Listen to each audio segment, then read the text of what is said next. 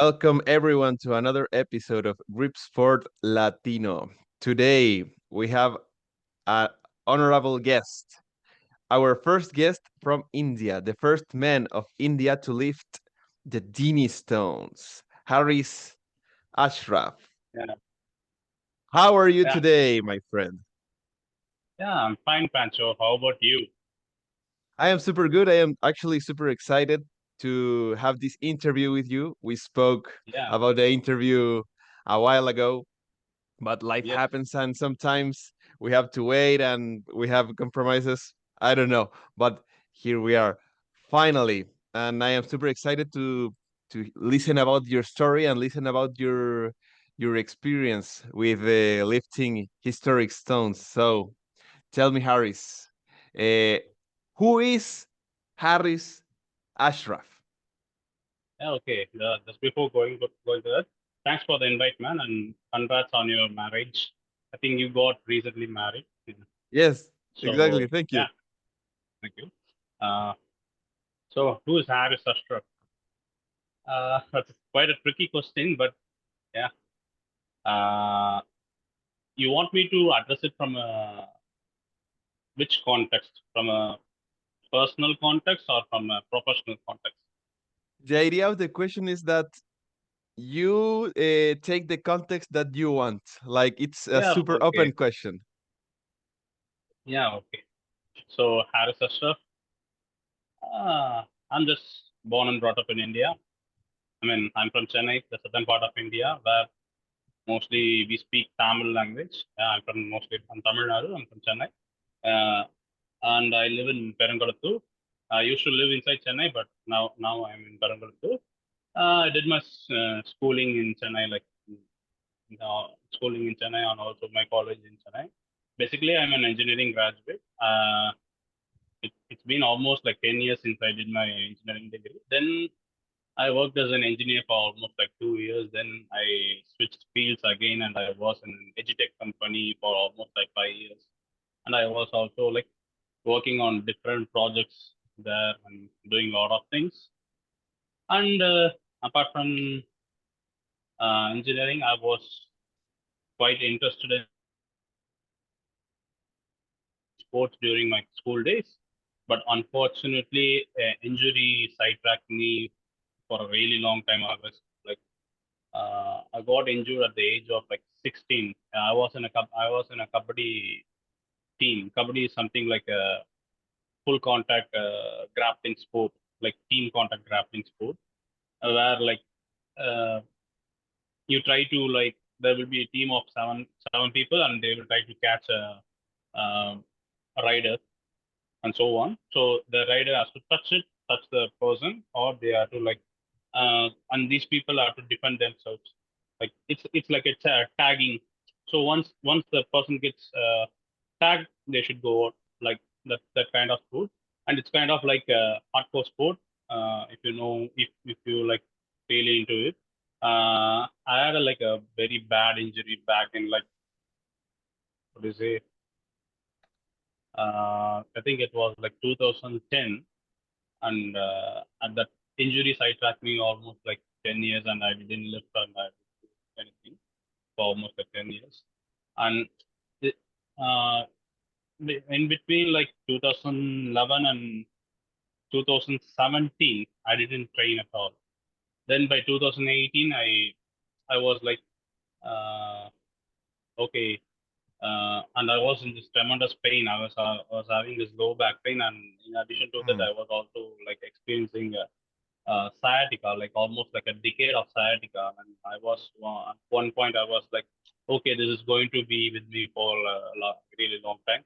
I mean, it is going to be there. So let me do the things which I do. And I started to train from 2018, and like by 2021, I mean, I was training as well as like I was simultaneously working. By 2020, I started to like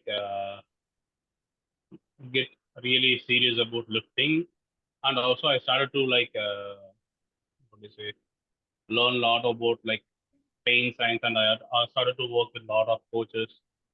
Then I was able to like surprisingly I was able to like get out of pain like almost like it lasted for like 10 years and I was able to get out of pain.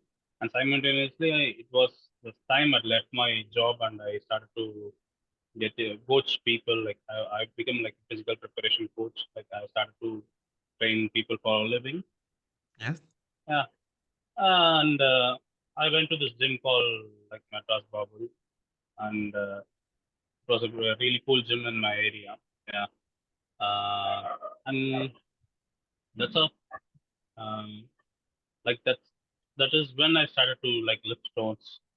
So this is basically a shot. That was kind of like I tried to be like as short as possible, but it's not short because you asked like 30 years somewhere, so it's very hard.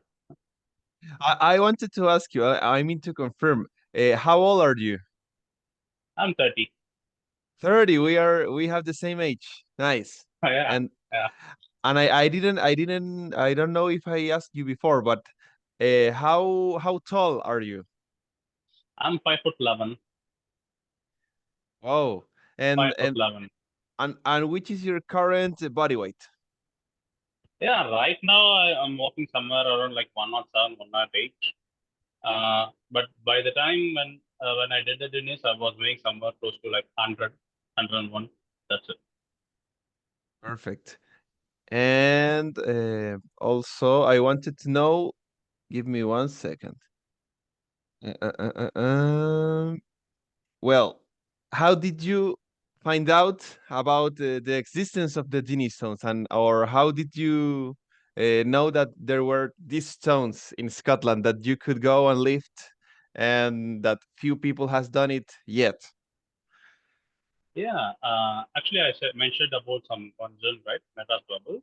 There used to be a stone in the gym at the corner of the gym. It was like a small stone. It weighed like 40 kilos, but it was there for almost like I mean, uh, I, but I think I joined the gym at February 2022. I mean, I joined as an intern there and I was seeing the stone for almost like 6 months, and it was there for almost, and no one didn't even touch it. And I was very curious, like why it was there, like it was there, and no one even touched it. And I was kind of like curious. One day I thought of like, why not lift the stone? Like then I started, I mean, I just lifted it and shouldered it, and it was kind of, I felt kind of cool. Like it felt different from the normal gym lifts we do. Then I told a friend like Kati, who is the owner of the Madras Bubble, is my friend, and I told him like, why not we go and lift some stones in the nearby hills and mountains. I mean, the place I use, we are like there are some hills, and he was also like, yeah, that's a really good idea.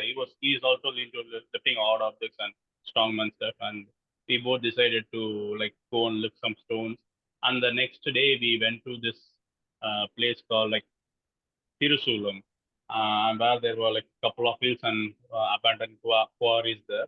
We went and lifted some pretty cool stones there and felt really, really different as well as uh, it. There was like uh, it was more like a puzzle rather than like brute forcing it because you can't brute force a natural stone, and that got me hooked. It's like a yeah. Then I was looking into like then from when I discovered stone lifting, I was into stone lifting for almost like every weekend. So every weekend, by when the Saturday Sunday comes, we will go somewhere to the beaches or to like riverbeds and go and lift stones and rocks and all those things. Then this was the same time I was checking all the documentaries like the full statue, stone land, and 11 us. So that's how I got to know about like Dinnie Stones. Actually, I heard about Dinnie Stones before. It was like I think Leg Holland. I think so. She was like second woman to lift the Dinnie Stones after like Jan Todd. Uh, Yeah. I the, like I think. That was before like 5 years or 4 years, I think so. And that is how I came to know about Dinnie Stones. But I didn't know the Stoneland documentary was about Dinnie Stones and all natural stone lifting. And after seeing the documentary, I was like very hooked, and I don't know, man. This is something. This is the first time in my life I saw a documentary, and I was like, no, I should definitely go and do it. That's why I got it at Denny's. Then also like I was trying this grip stuff in my gym. Like I was the only person doing grip stuff that I was doing this hub lifts, pinch grip stuff, and all those things, and axle deadlifts and all those things. And I had a friend named Who Blew Us in Instagram. Yeah, his name Who Blew Us. Yes. He's a good person. He told me like, why can't you try Denny's? I I was like, okay, I heard about it, but can you elaborate? Like these are pair of stones, like one stone weighs this much and one stone. It's like a good test of strength and grip strength. He told, okay, let me check into it. Then I started to like research about the Indies, and this was the time I also saw the documentary, and I was like totally hooked into it. Then I started to like who blew us. I think he redirected me to like William Reed, yeah, and William Reed redirected me to uh, Ken Hardtaker. Yeah, I think so. He's from Saint Peter's in Scotland. Ken is a good friend of Mark Adar. And Ken Artek sent me like at the time I didn't I just went to the Dinny website and I saw what is the procedure to get into like get a attempt at Dinny Stones. Uh, I think Steve Shanks was the person in charge. Like you must send a video to Stevie Shanks like evidence of proof that like any lifts a partial lift or something like a 300 kilos that you can lift the Yeah. Dinnies. Yeah. So I just was researching about it, uh, and I checked like what is the weight of the Dinnies and all the process in the website. And I just contacted Stevie, and this was the same time I was also experimenting with odd lifts and all those things. I was doing like there was this like stigma like since I suffer from decade of low back pain and sciatica, and I've tried a lot of stuff and figure out like what works and what doesn't work in terms of like this chronic pain. Yeah. Uh, there was this, there were some influencers like I don't want to name them, but they were like posting contents like you should not lift with a rounded back, you should not lift with a like uh, what do you say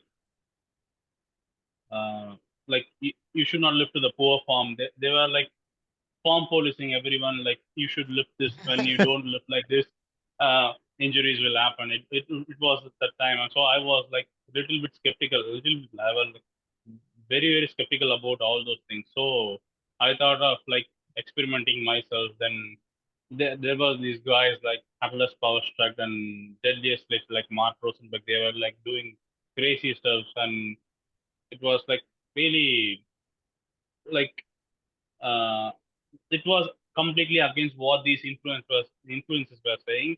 So I started to like do odd lift stuff, and I started to like do Jefferson deadlifts and all those things. And I was pretty good at Jefferson deadlifts.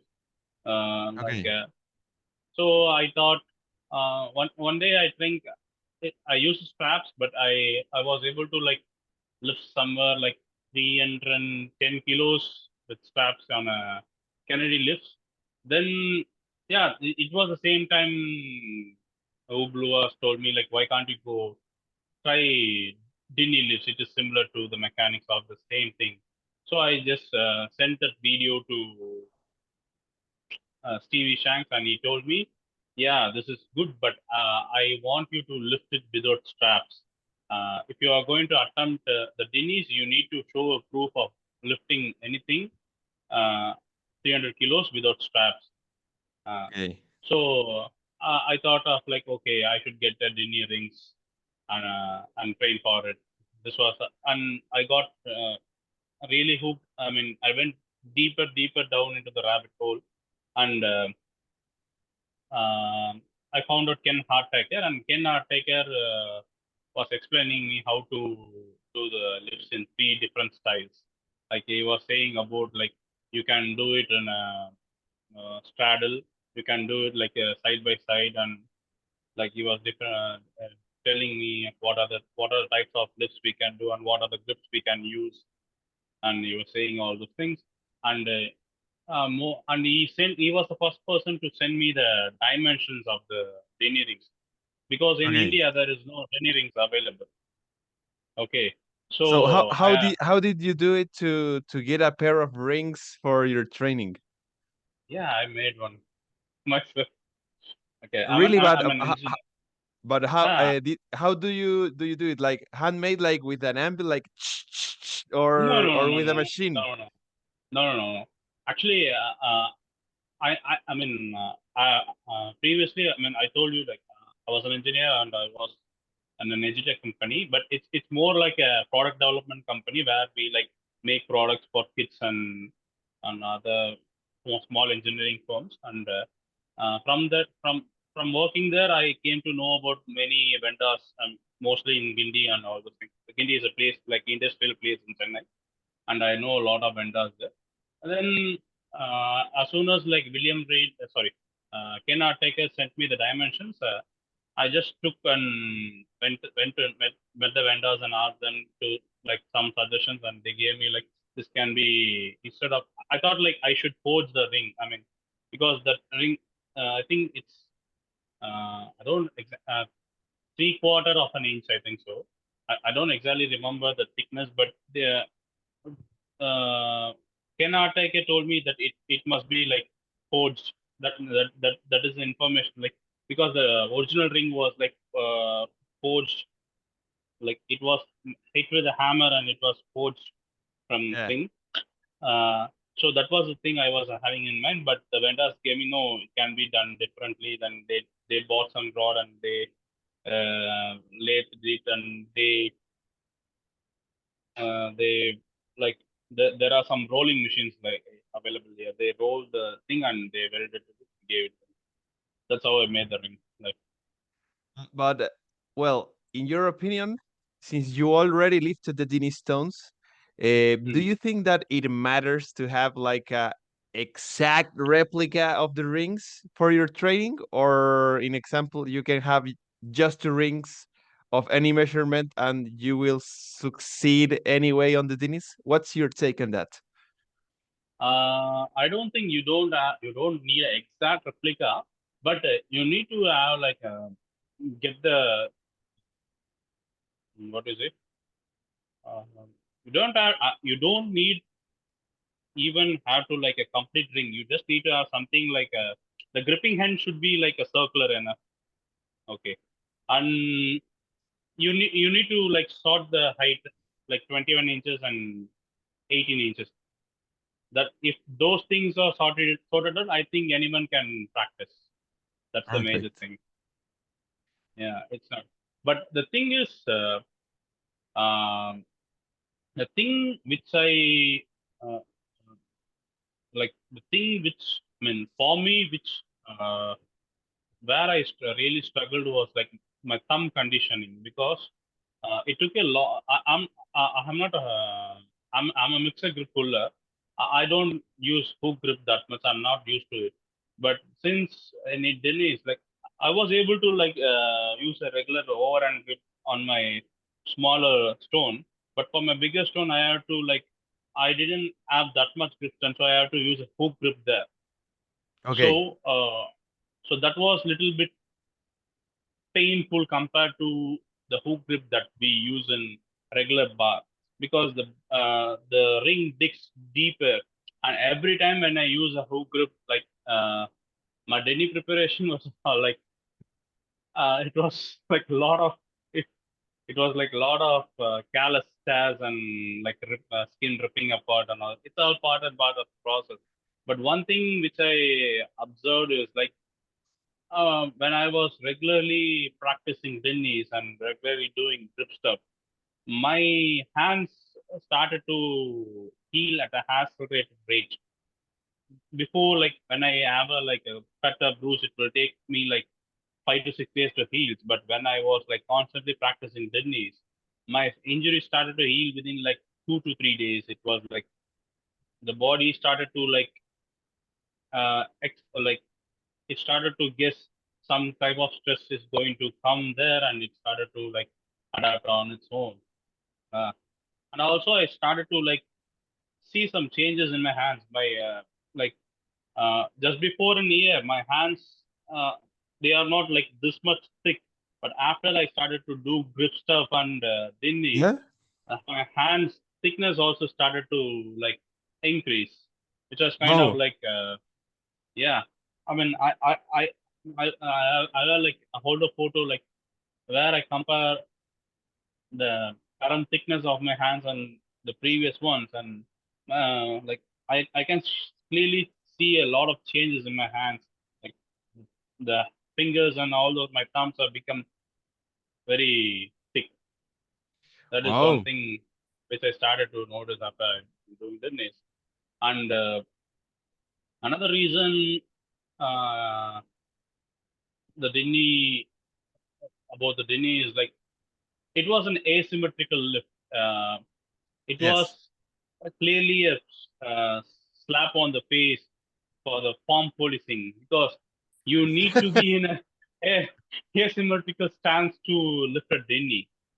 Yes. It is not like uh, the the beautiful thing about the Dennis is like there is not one perfect form or technique. You have to figure it on based on your anthropometry, and that's that's the thing. That's a beautiful thing about it. Perfect. And after you made your the Dini rings, did you Yeah. have to make your own loading pins, right? Yeah. Yeah. So, and which style of loading pin did you use? Like the one of the, but because there's one that has like or maybe it's easier if I show you. Yeah.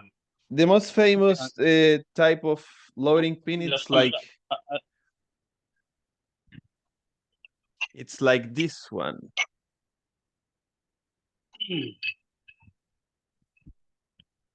Yeah, I bought the drink. I bought the loading pin. Oh, Yeah, but mine but was like this. oh, nice. Like the styles of David Horns. I understand. Yeah. So Actually, this is the ring I made. wow, This was that's beautiful. yeah, yeah, yeah. This was laser cutted. This was bent in a machine, and it was welded here. You can see the weld here. Yes. And this is a solid uh, steel, like 50 steel. I mean, yeah, stainless. I think uh, I don't remember the exact steel uh, specification of this, but this is a solid steel, and this slot was milled. You can see Yes. this was milled in a machine, and this was also like milled, and yeah, there it goes. And so this is how my thing is. It's super clean. It's super beautiful. I really like Yeah, your replicas. yeah. I mean, there is a. I mean, the credit goes to Satish. He was the one who manufactured this for me. Yeah. Yeah, he runs a fitness equipment thing, and his team made this one more for me. I think, yeah, I think this weighs like 6.5 kilos, and the smaller thing weighs almost like 5.5 kilos. The pins alone. Perfect. And have you thought of selling your your Dini pins replicas because they are super beautiful, man? Yeah, exactly. I want to sell it, but the problem is no one here is ready to do it because there is not much of awareness about dinners in India. I was like after I was kind of surprised after lifting the Dinnies only I came to know that I was first. person from India to lift the Dinnies. I didn't know that when until I lifted the Dinnies. I thought like someone from India will have like lifted it before. So you were the first, right? Yeah, yeah, yeah. Oh, But after the Dinnies, I started to like small. I started a small business where like started to make equipments that are not available in India, like replica of the equipments. I have made some like couple of equipments like the monster dumbbell you see in my Instagram page that was made yes. by me. I made some equipment to train like impulse trainers to train your tendons and ligaments. I also made some like grip equipments and all those things like equipments that are not available in India. That is the thing I'm making and giving to the athletes right now. Perfect. Apart from training people. Excellent.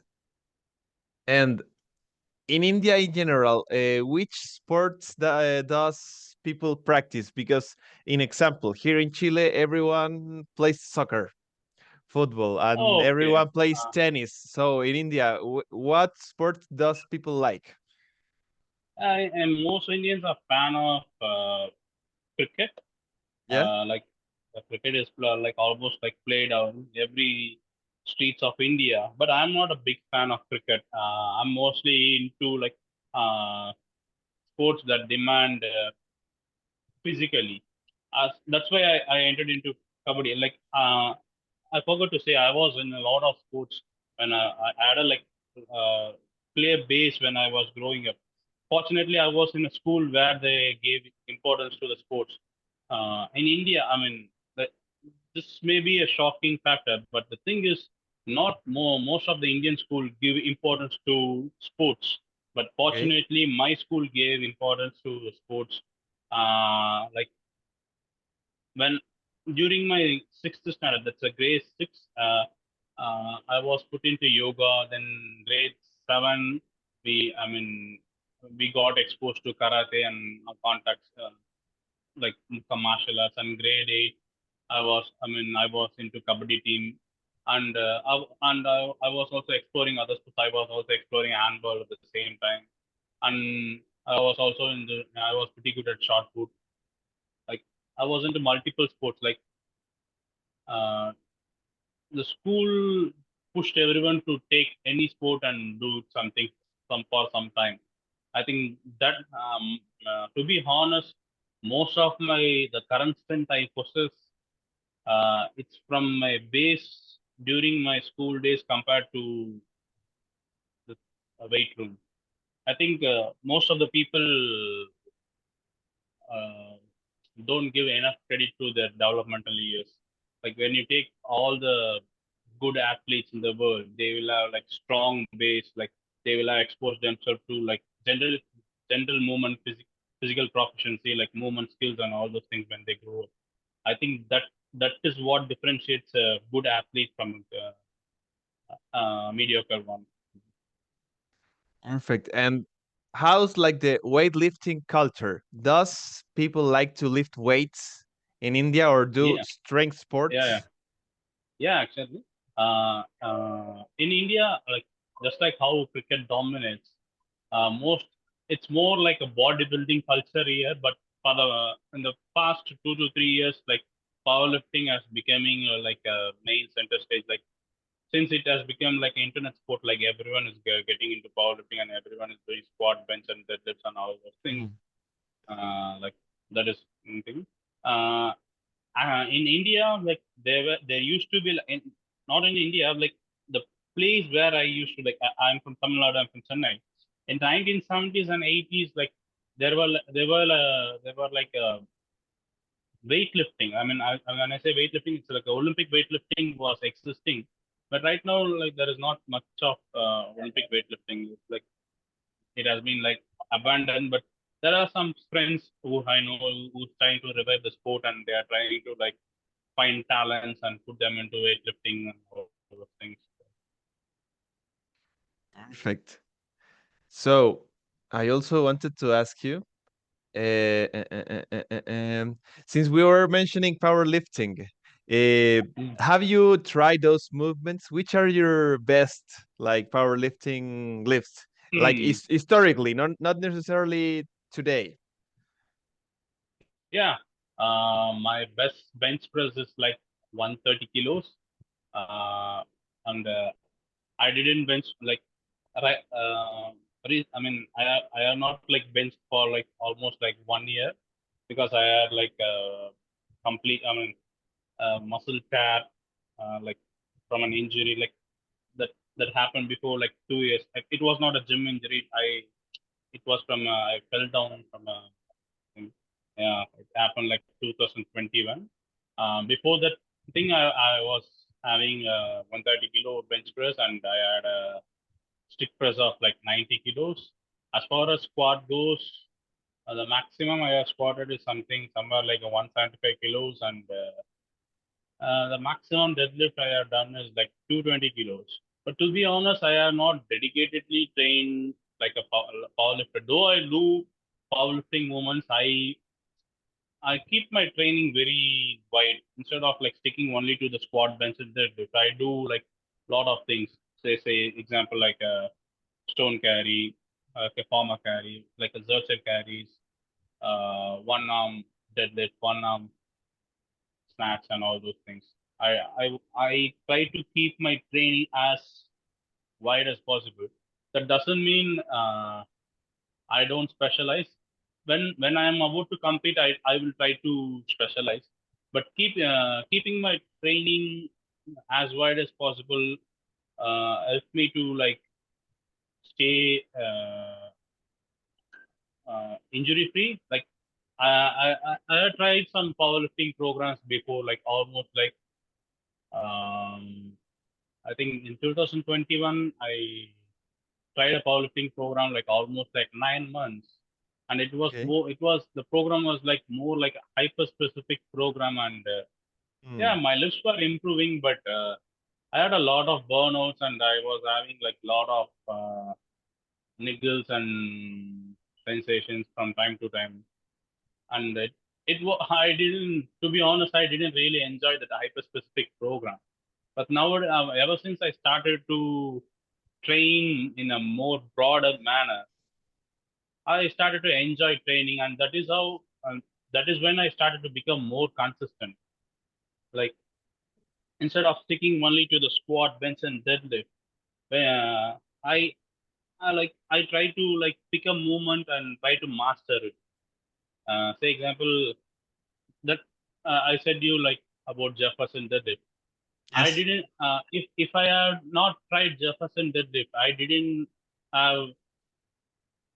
I think I will not have like explored into Dennis and other stuff.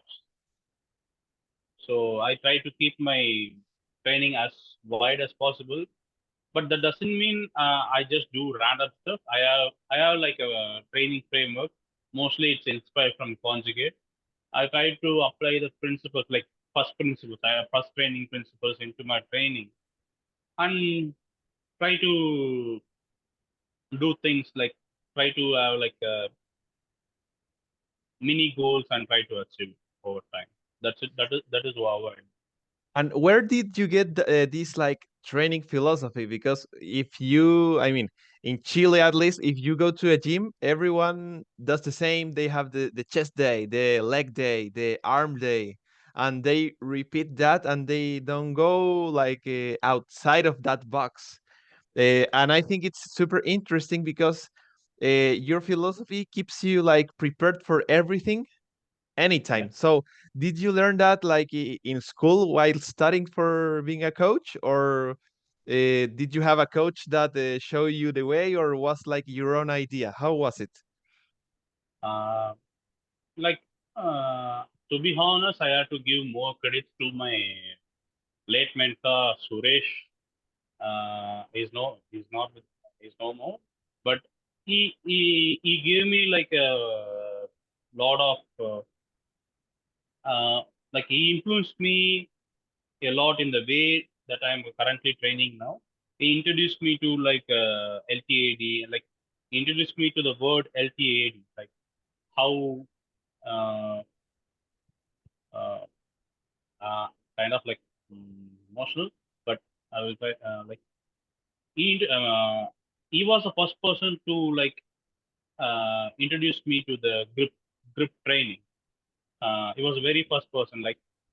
He used to do a lot of grip stuff in his home. He has a home gym and he train athletes for a living. He used to train athletes for a living. And Okay. there was this captains of crush, I think so, captains of crush, yeah, The there Rivers, were, yes. yeah, there was the grippers. I think there was he had somewhere a level two gripper, I think so, and Okay. I was able to close it easily. And he was kind of he told me bro, I think you must take grip training, consider grip training. And he told me he has bent what do you say wrenches, and he has spared a deck of cards from bridge position and all those things. He's a very all-rounded athlete. He had a lot of impact on how I train, and also I also discussed with a lot of coaches, the fellow coaches from other fields apart from my I like to discuss with persons who contradict with my way of training. Before to be honest, into back in 2020, I was also more into a starting strength kind of training where all I was doing was squat, bench, deadlift, overhead press, and rows. And I was also anything that is not done with a barbell was considered to be a heresy. I was kind of that person. Everyone begins there. But as time goes and as I started to see more and more people, especially people from strongman, people from odd lifting, people from stone lifting, and people from track and field, and people from other sports, I was able to broaden my horizon. And I started to realize that there is a takeaway from everyone. And like just like all just like all road leads to Rome, I started to realize you can have you can train in a very broad manner and still be really good enough in whatever you're trying to do.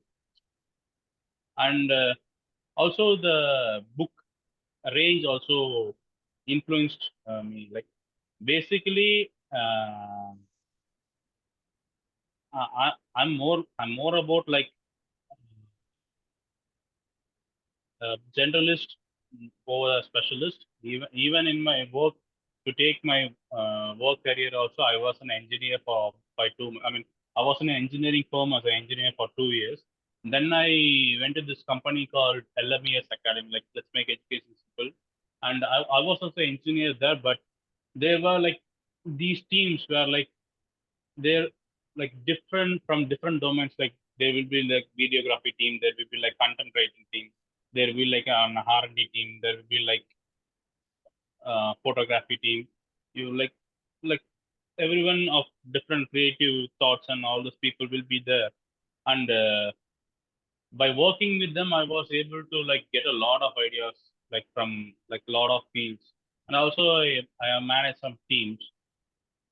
So I think these are the things that really influenced the way I'm doing now. So I will try to no matter you put me in whatever field, I will try to I will have a framework, but I will try to derive concepts from like uh, every one, so that I can have a better framework. Just I mean, I'm not saying I am the perfect one. I'm saying all models are wrong, but some are useful. I want to be the useful person. Yeah, that's my training philosophy. Perfect. Sounds super great. And I want to know, like, more in depth, uh, when did you like take the decision of, okay, I am going to Scotland. I am going to train for the Dinnies. Which was like this like magical moment, because I remember that, well, Ken gave you the measurements of the rings. Stevie told you, yeah, you have to do a lift over 300 kilograms without the straps. And what happens next? Yeah. I think I made the decision. I exactly remember that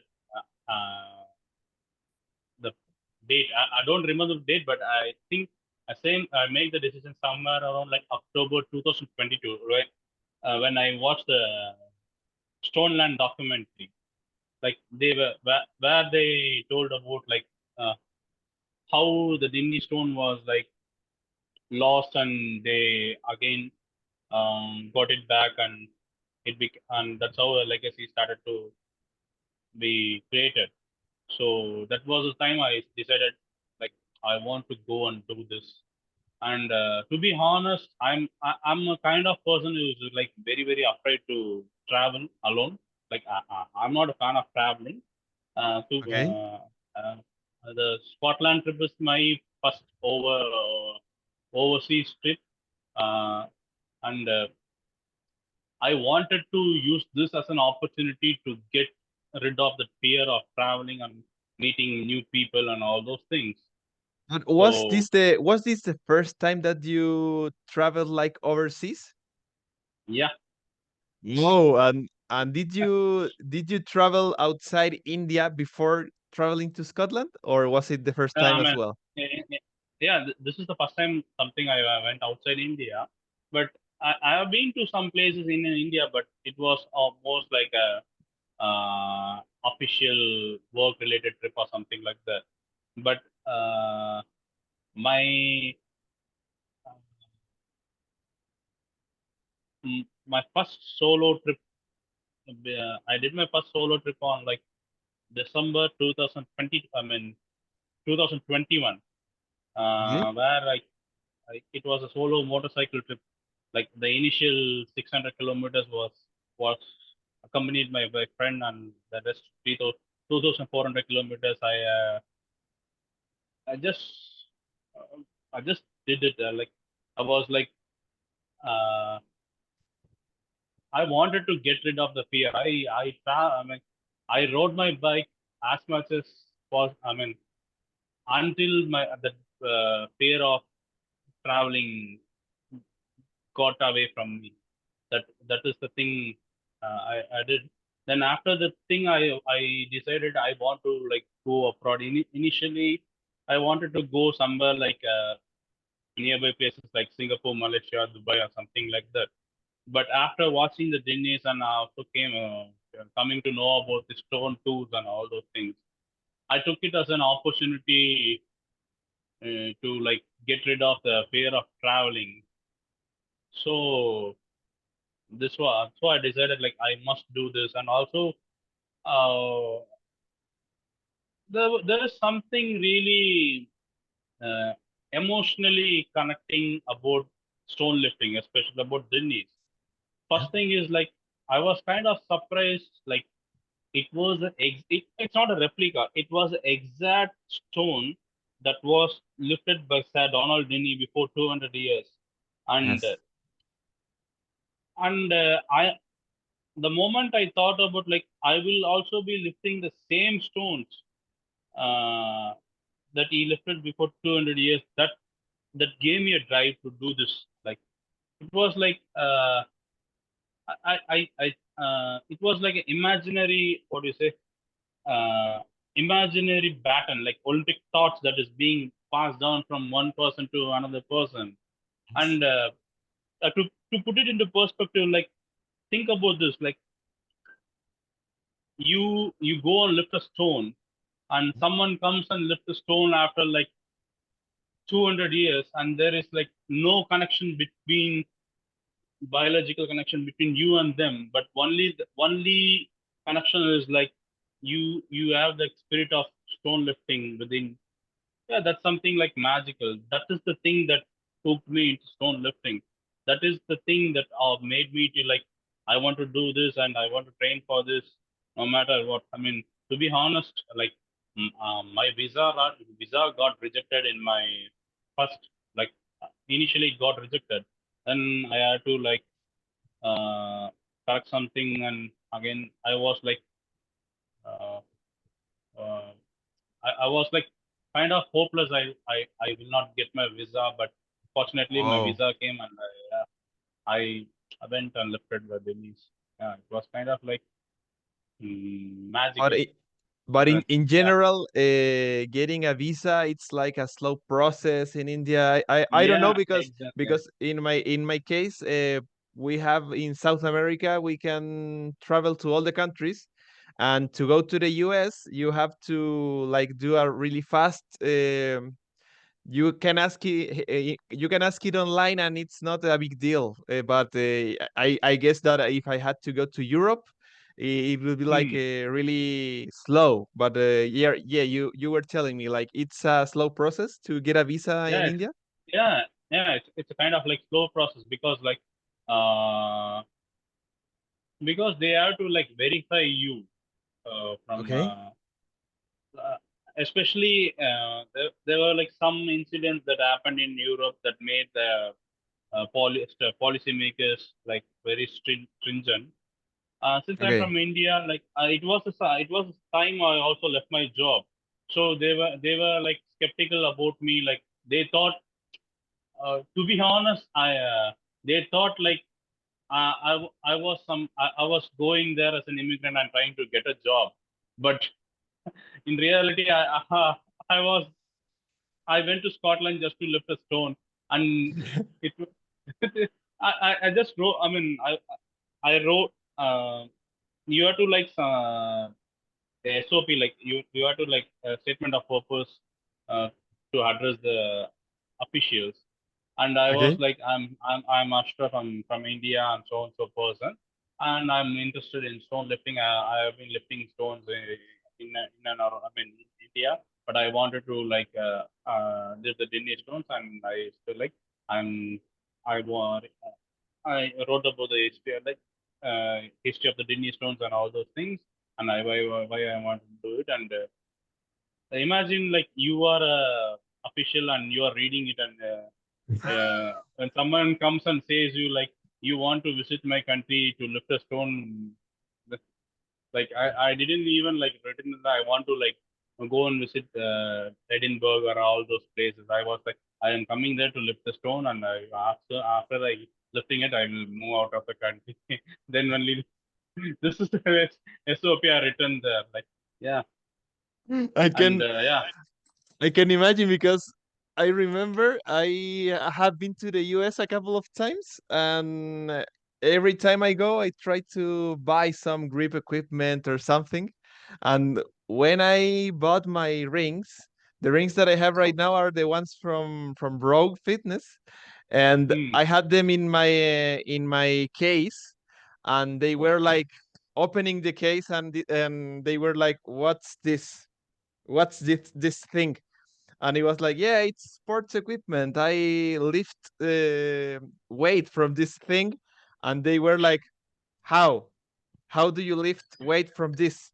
And I had to like show them myself, and I do it like this, and etc. And they were like, they had no clue. So I can imagine they were like, "You come from another country with no job. It's like, oh, you want to stay here.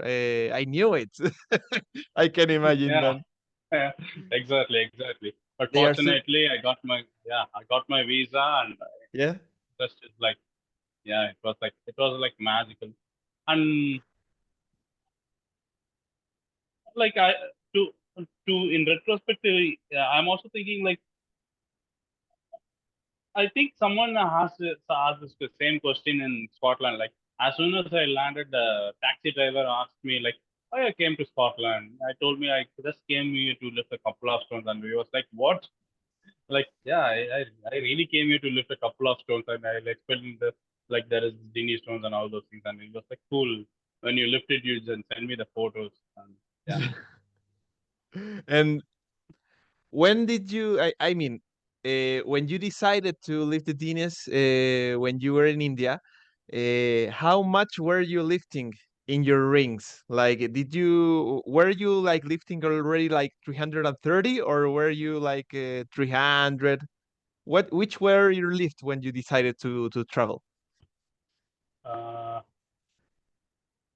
I was lifting when I was speaking for Dinnie's. I was able to I lift. I mean, I lifted somewhere like 335 kilos just before just before I think a week before Denny's.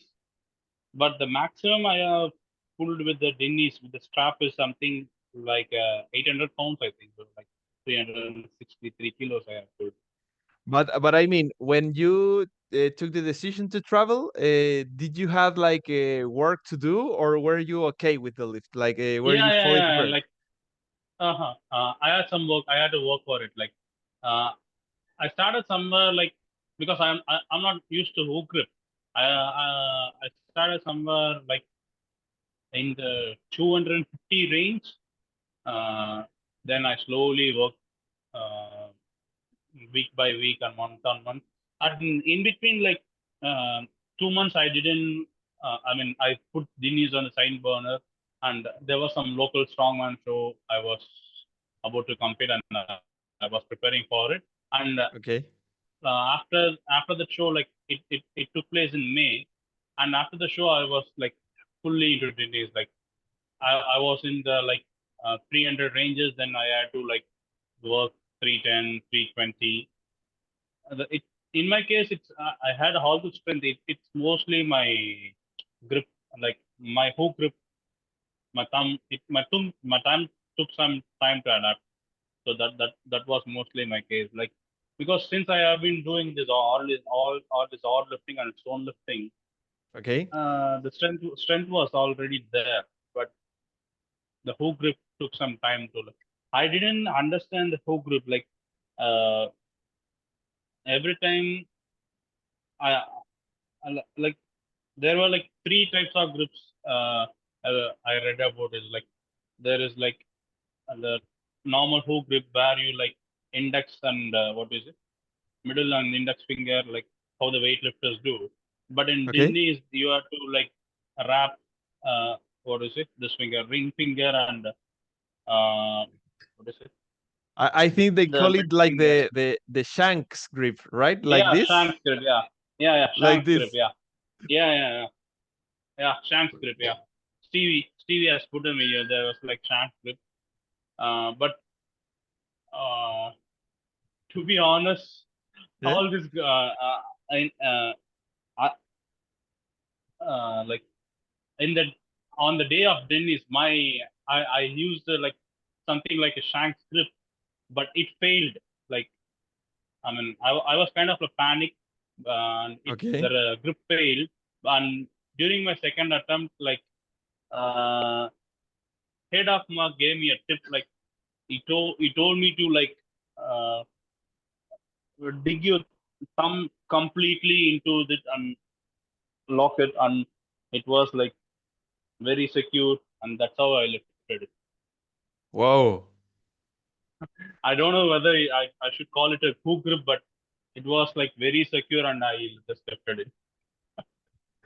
Okay. And I remember that we spoke like I knew you from the videos that were reposted from William Reed, and I was like, Yeah, "Wow, Dinnie Stones!" And in India, I was like super curious because I didn't knew if there were like Dinnie lifts in India, and I am super like a super fan of the Dinnie lifts as well.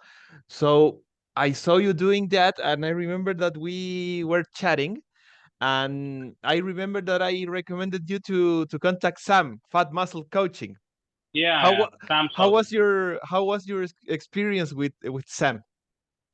Yeah, he was really good. He gave me like he identified my weakness in the grips. Like he told me to like train those fingers, which I was not doing that time. He told me like Okay. the grip is all about your finger strength. The more and more like you improve your finger strength, automatically your grip improves. And you sent me a video where you were like lifting the rings with monkey grip, right? Where thumb lifts with Yeah, like yeah. this. Yeah, exactly. Yeah. So Sam Solomon like told me to give me some exercises to improve my grip and all those things. And yeah, and uh, he, I was I was kind of like confused. Like I had all the base, but I didn't know how to like taper it and like do a competition because I had not done this before. And Sam Mm. Salami helped with that thing. He he helped me to taper it and to like to be really prepared for the day. That and Sam Salami was really helpful in that. And also I contacted Martin Jancis because uh,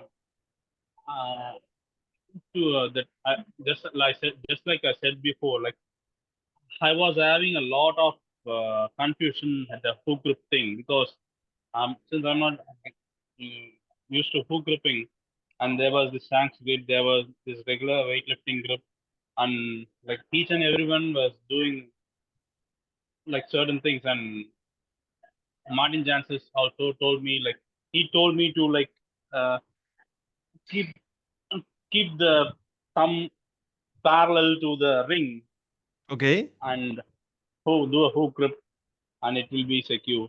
That also kind of worked, but I don't know why it didn't work on the Dinnie day. But Oh, yeah, but the tip that head Akma gave that was like magic. Like it was, I think it was a game changer for me. Like I knew as soon as I like secured my grip, I knew I will lift the Dinnies. Yeah, I it was such a remember. I remember one of yeah the photos that you sent me that Mark appears like this with you, like yeah.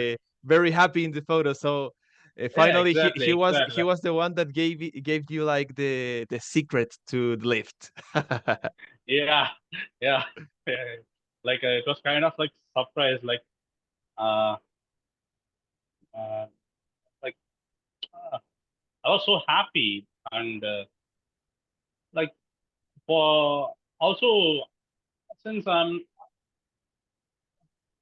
I was quite surprised from the crowd's reaction that like everyone was very positive, man. I love I like Scotland and its people. Like people were very warm and friendly, and as soon as they, as soon as I said that I'm about to attempt the Dennis, everyone was encouraging me to do it, and they were like rooting for me, and uh, I remember like I remember like the entire crowd erupted when I lifted the Dignis, and that is something I didn't expect. Like even Lawrence Charlie did a what is it? Did a world record. He walked with the Dinnies and he broke the 160 years world record that was set by Donald Dinnie. But Yeah. uh, uh, from the videos I saw, like the crowd cheered for me more compared to his world record lift. It was kind of like surprising, Yeah. and I didn't expect it. Uh, And like Harris, it when you to be in order, when you landed to Scotland, did you landed like right in Edinburgh, or did you have to travel extra to arrive to Aberdeen? Yeah, okay. I booked the Emirates flight. It was like from Chennai to Dubai, from Dubai to Aberdeen. Sorry, Dubai to Birmingham. I'm from Birmingham to Aberdeen. Okay. From Aberdeen, I forgot to say about my good friend Alan. It was like everything that happened in Scotland was like really miraculous for me, man. Like I didn't know anyone in Scotland, and I landed. I think I landed I came to Aberdeen on like August 3rd, and I was Okay. in this place called Middlefield Crescent. I think so, Middlefield Crescent, and there was this park called Stewart Park there, and I just went there in the evening. Like in the evening, I went for a stroll there, and there was this dog there that was playing, and the dog, like I think it was playing a pitch, and the dog was catching a ball, and that ball was like it it it it fell next to me, and the dog came and and like it tried to take the ball, and it saw me, and it wanted me to throw the ball. So I throw the ball, and the dog took me to a owner, and I think it was like it took me to the owner. It was a, a it was an old lady in a sixth. I think she was some 50s something, and she told me like her name is Leslie. Yeah, her name is like Leslie, and she told me she asked me like why you came to Scotland. I told like I just came to like lift the Dinnies. She didn't understand what is meant by Dinnies. I told like Okay. this is something like a strongman stuff, and she was very familiar with the word strongman because his son-in-law, I mean Alan, her son-in-law is Alan. He is a big strongman fan, and as soon as I told him, oh, is it my son-in-law is a big strongman fan, where like all these strong and big people lift and all those things, like I will just say it to my son-in-law, and she contacted her son-in-law, and he pinged me over Instagram, and that was like instant connect, man. Like Alan was like so. I I really don't know what I will have like definitely I will have got lost in Aberdeen without Alan, because he reduced almost all my burdens. Like he took it the I think Portage was somewhere like 50 60 kilometers from like 50 60 miles from the Aberdeen. I think so. I Okay. don't exactly remember. Yeah, Alan just came and meet me, and he was like so excited. Like he was excited that I'm trying the Dennis, and I'm the first person from India. Like he told me, like, yeah, I think you are the first person from India to attempt it, and his entire family came to cheer with me, and he was there for me for out the entire day. Um, like if you have been to like sport meets or powerlifting meets before, when you are Uh-huh. competing, you will be very occupied with only with the thought process of competing, and the Yes. chances of doing error in other things like where like filling forms or like all those things, that will be like more. But since there was Alan took away all the stress. Like because of him, my stress, I didn't have to worry about all those things. And Alan took me to the place, and he was with me, and his entire family was cheering me, and was like, he was from a brother from another mother. I didn't expect it. Yeah, Excellent. yeah, like that's I'm forever grateful to Alan. Like, I was like, I can't imagine, like, just imagine, like, you come all the way from like 6,000 miles, and you don't know anyone in a city. I didn't know like anyone, but there happens a connection, and there happens to be a person, and we are in a, like he helps you, like that. That is something like that was like really a miraculous thing for me. Like I didn't expect that thing. Sounds like a really good experience, Harris. I Yeah, am super impressed. And I want to jump before we go deep into the very day of the lifting. I have a question from the audience about the yeah, preparation. This one is from William Reed, yeah, Rootskin. Shout out to William. yeah, He wants to know your opinion about what does it take to lift the Dinnies. Please go deep into mental preparation and fortitude. yeah. You must be ready to rip your hands on a regular basis. That is the first thing you have to like. You must be ready to do that thing. Second thing, um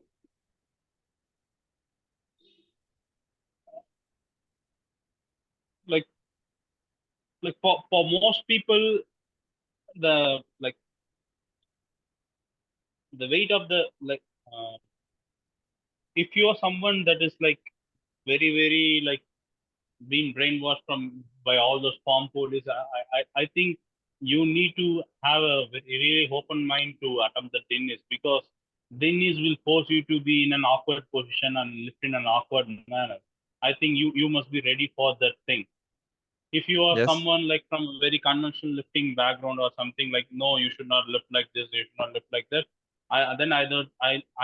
I don't think Dennis is for you. Yeah, that is something you have to be like very much aware of thing. And also you must have like pretty good grip strength. Like, yeah, even though you use a hook grip there, but I personally think like having a pretty good grip strength helps, because uh, as you said, like I was able to like uh, do the smaller stone with the underhand grip, but uh, like I was able to do that because I was training grip on a consistent basis. If I was not doing grip, I don't think I will have like be able to do that on a that smaller stone. Also, you need to be like ready to do that process again and again. Like the mo the moment for this is something that happened in my gym. Like there was this guy, like he like I think the first time I pulled like somewhere like 320 on Dennis, my skin completely teared off here. And Oh. yeah, and it was like kind of like mess blood. And that, and I just went and washed away, and I put some medicine on it, and I wrapped it, and I again tried to lift it, and he was like, no, no, Oh. no, you should not do it. I was, yeah, I understand his concern, but those kinds of things happen, and you must be ready to face those things too. Yeah, and also I forgot. Now it is healed, Okay. but you see some like dark areas here. Yeah. How this happened? Yes. Like my entire nail broke into half. Oh. Like it Wow. was all like it was almost, it was like, I think it was there for 6 months. It was like that only.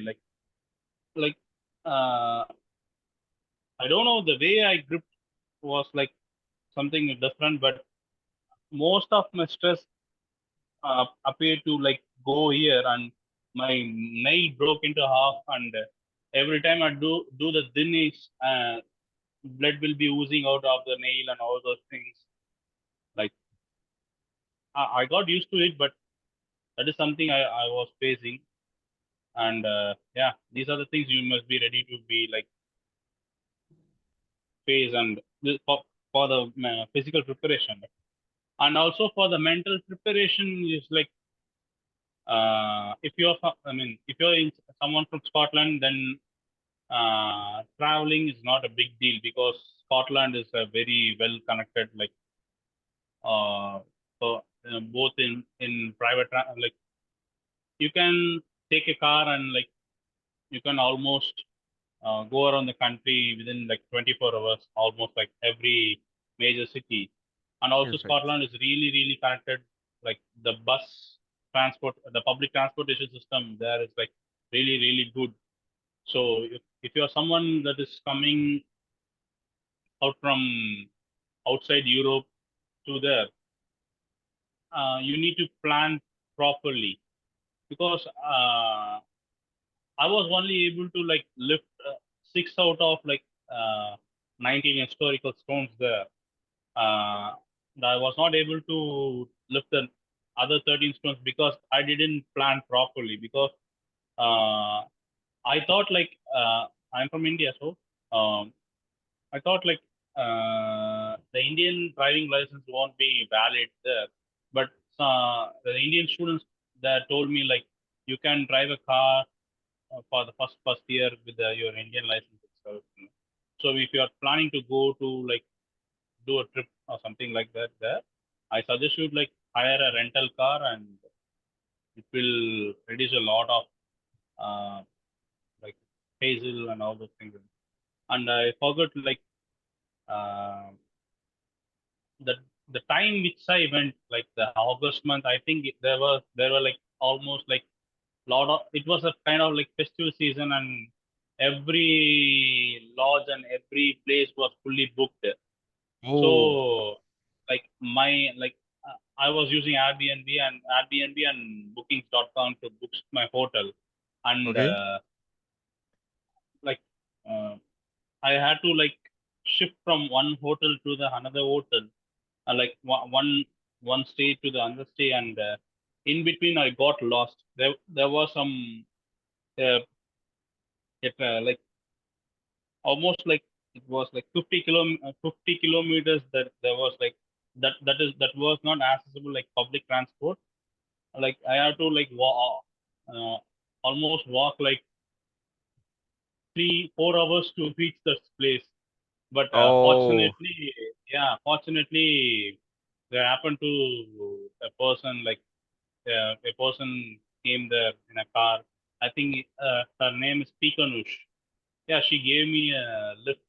Like the surprising thing was like uh, a child has some mental condition, and to okay, calm her down, she takes her in her car and she goes for like this long drive in the country.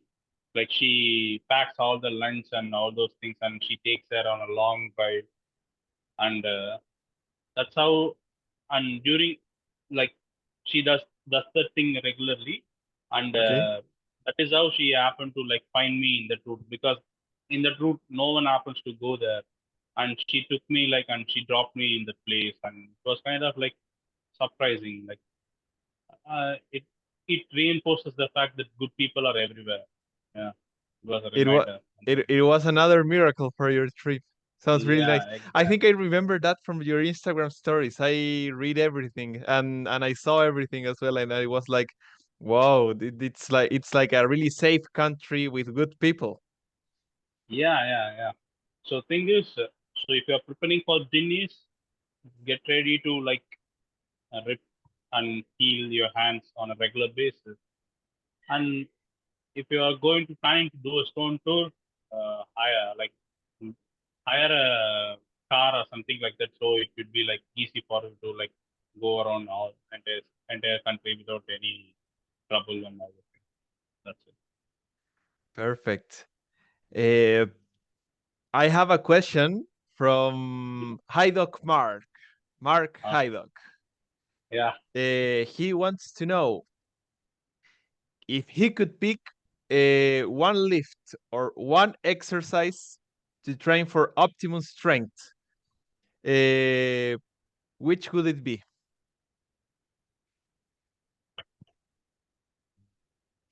Just one exercise.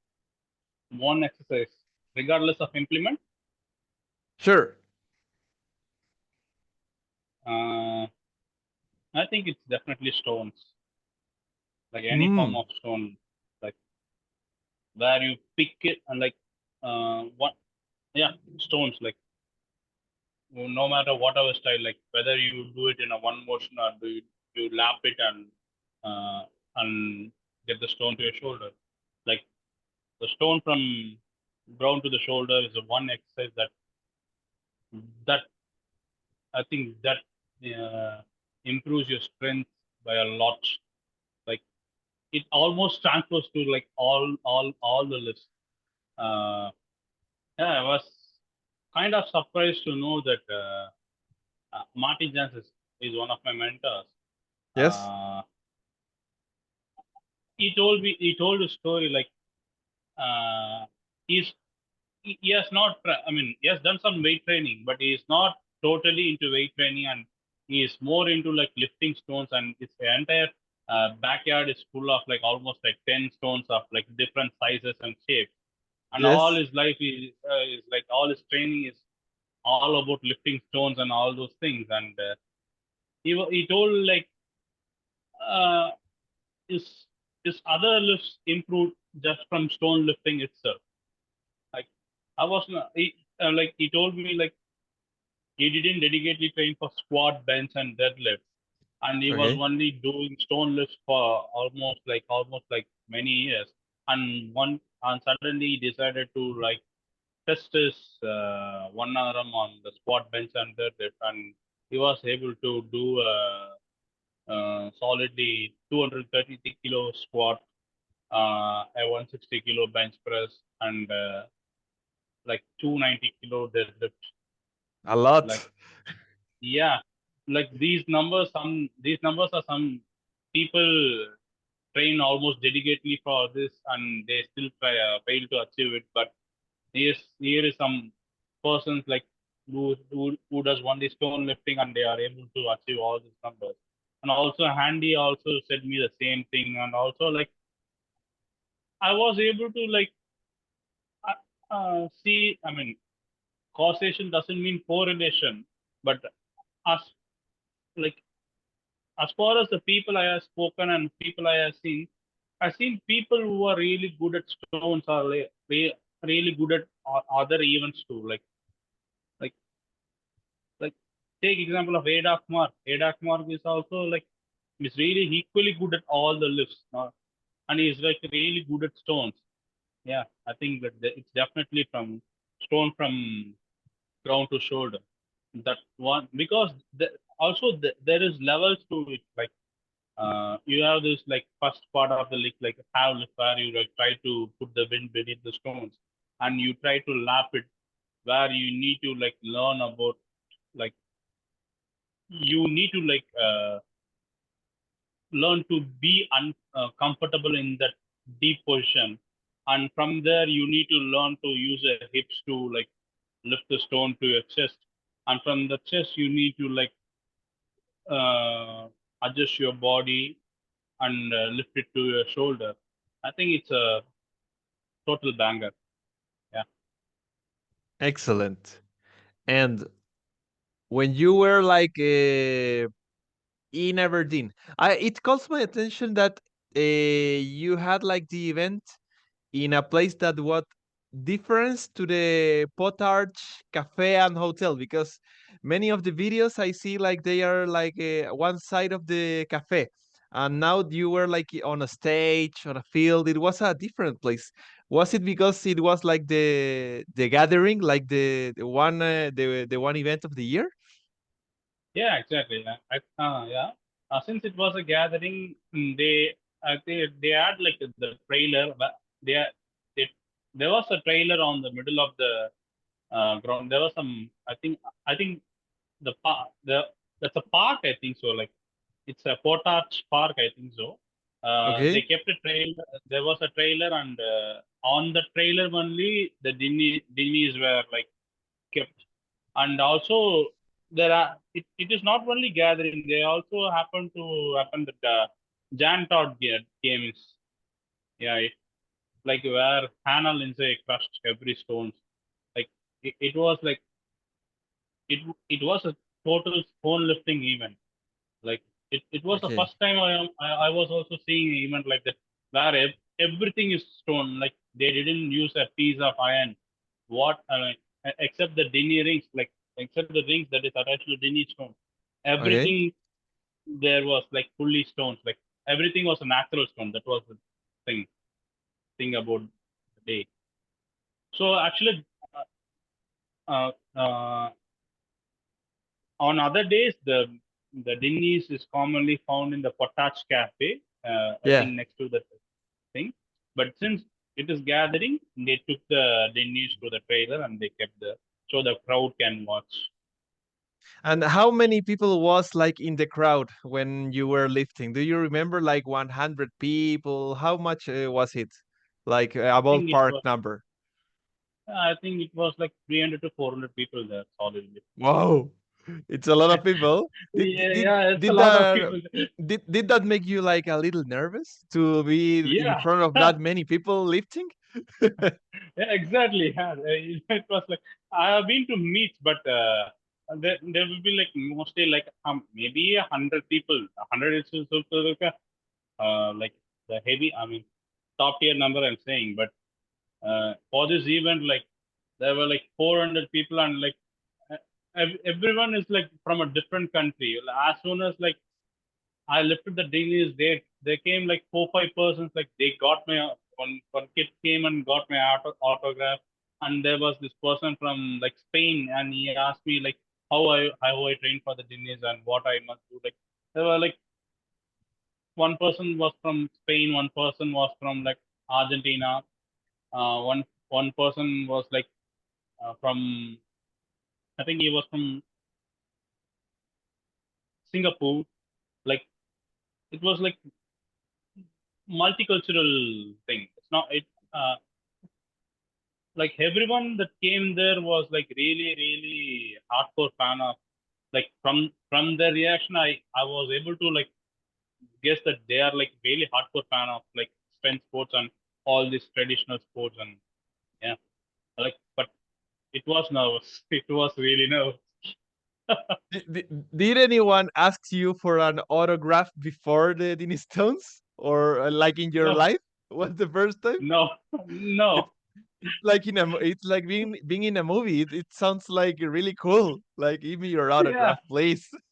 yeah, exactly. Actually, I remember, I don't remember the lady's name, but there was this lady that kept a stall for like eatables where like she was giving this muffins and ice cream. I like a lot of, I'm a fan of ice cream, and ice cream tends to calm me down before PR and something. And Okay. like it's like a pre-workout food for me. Like I'm not like I don't get any high or something from caffeine. I'm like I don't know why I'm resistant to caffeine. I don't get anything. Like people say, like if you drink caffeine and all those pre-workout, you will be like super banger and things and all those things. But I don't Okay. experience anything from taking drinking caffeine. So, but I experienced a feel good thing from ice cream.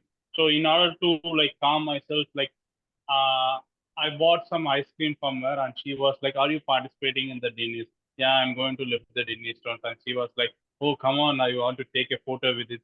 I think you are going to create a history." That was kind of like I didn't even lift the Dennis, but like she took a photo inside. Like I was like, I didn't even didn't what if happened, like if I happen to like not able to lift it. And but she told me like, don't worry buddy, you lift it. And it was like kind of like co- giving confidence. It was like giving me a lot of confidence to attempt the Dinners. Like the thing is, the crowd was like really like positive crowd. It was a really really positive crowd. Like I failed the first attempt, and people were like, okay, the entire crowd went silent. Then for the second attempt, everyone was like cheering me like anything. I I don't know, man. I never seen that much amount of energy anywhere. Like uh, it. To be honest, like I could have come. The energy was so intense that I couldn't even like done like 3 4 reps. That was the amount of energy that was present there. And Yeah, I am super curious because well, I want to go to live the Dinis one day. yeah, But you I am should go. curious because I am curious because if I try to like being cold and lift the Dinis without a warm up, I will be like no chance. But do you have the chance to warm up in the gathering? Like, can you warm up, Uh, like do lift before your real attempt? actually, actually someone told me like you'll be having a Denny pins where to warm up, but unfortunately, I didn't find any Denny pins to warm up. But Oh. Nicole Brett gave me an idea. Like he told me to like lift the smaller stone first with 2 hands, then try to lift the smaller stone with 1 hand, then lift the bigger stone with 2 hands, then lift the bigger stone with 1 hand, then uh, do some repetitions of it. You would be warmed up. Yeah, he gave me that idea. I did the thing, but what I personally did was like I lifted like I lifted the bigger stone, and I lifted the form of uh, the smaller stone as well, and also I did like 3 reps, 3 to 4 reps with straps. That is how I warmed up. Then I went for the lift. That's it. And the other guys that were lifting that day, did they do like the same as you, or they were like from cold? Now I am going to wow like that. Like everyone was doing that thing because there were like no at least I didn't find any Denny pins to like warm up. But some Okay. persons were doing like all this band things, and like one person was like good doing good morning with bands and all those things, and like I saw someone doing that. But most people, there are some guys that just went and just lifted it. Like Lawrence Shally did drive like that.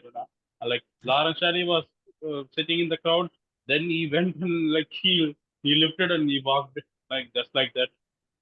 Like I didn't see much people doing warm up there. Just like on the Stoltman brothers, they just came and lifted it. Like it was like a puny weight for them. Like they lifted, and he was like stole. I think Tom Stoltman, he was like doing circles with the Dinnies. Like he was doing rotations with the Dinnie Stones.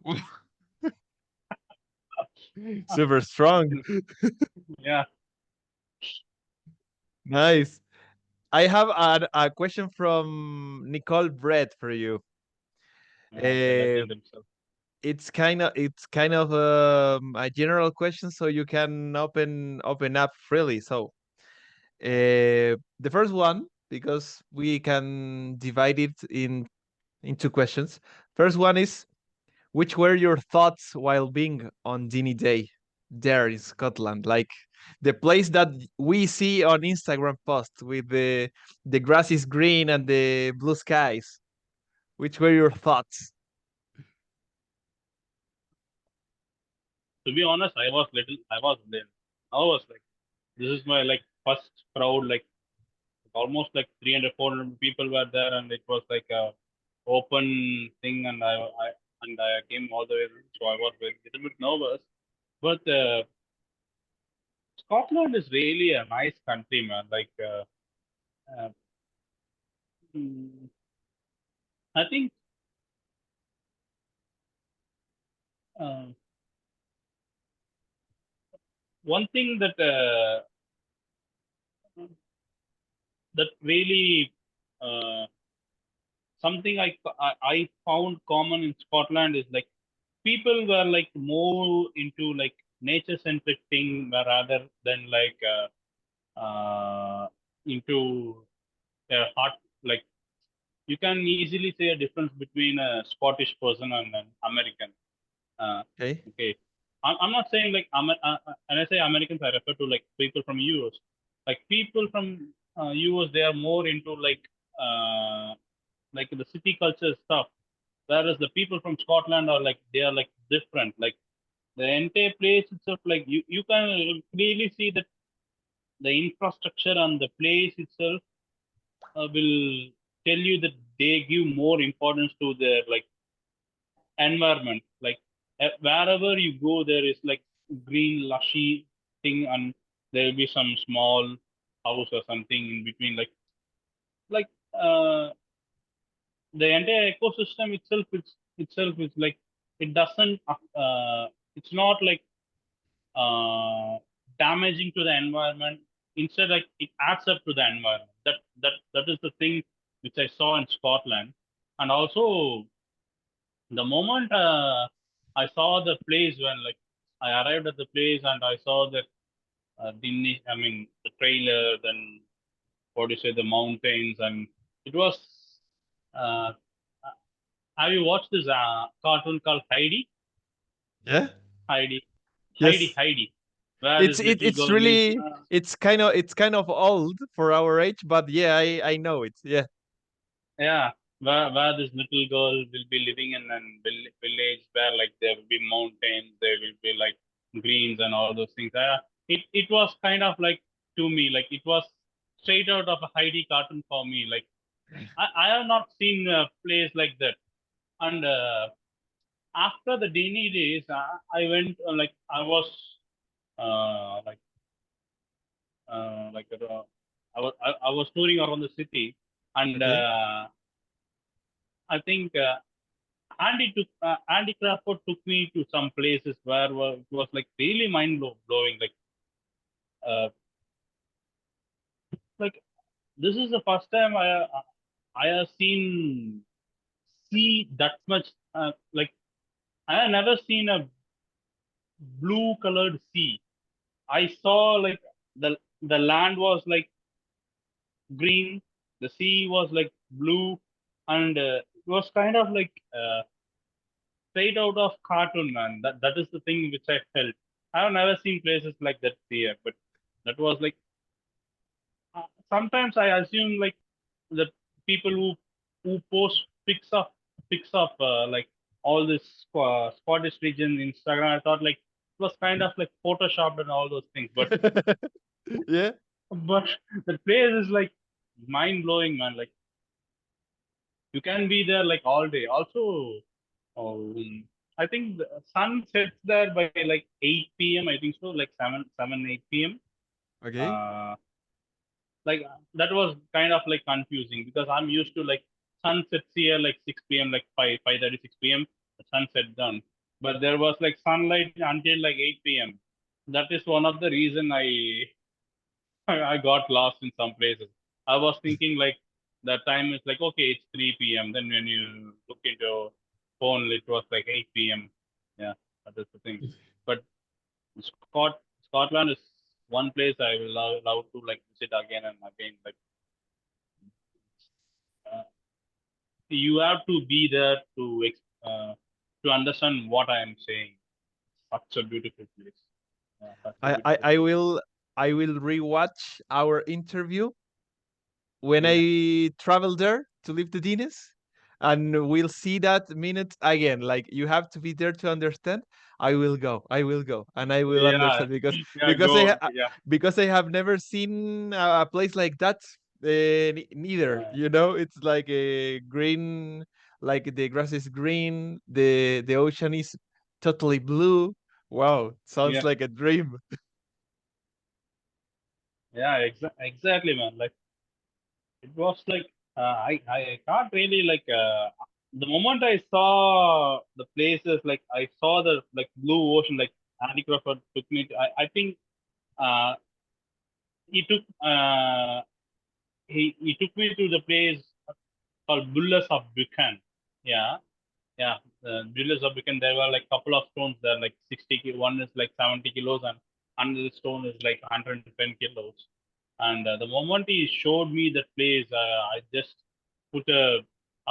I was in awe, and I called my mom in a video call and just showed her. See, see, mom, Okay, the place is like stunning. Like uh, it's forever etched in my memory, man.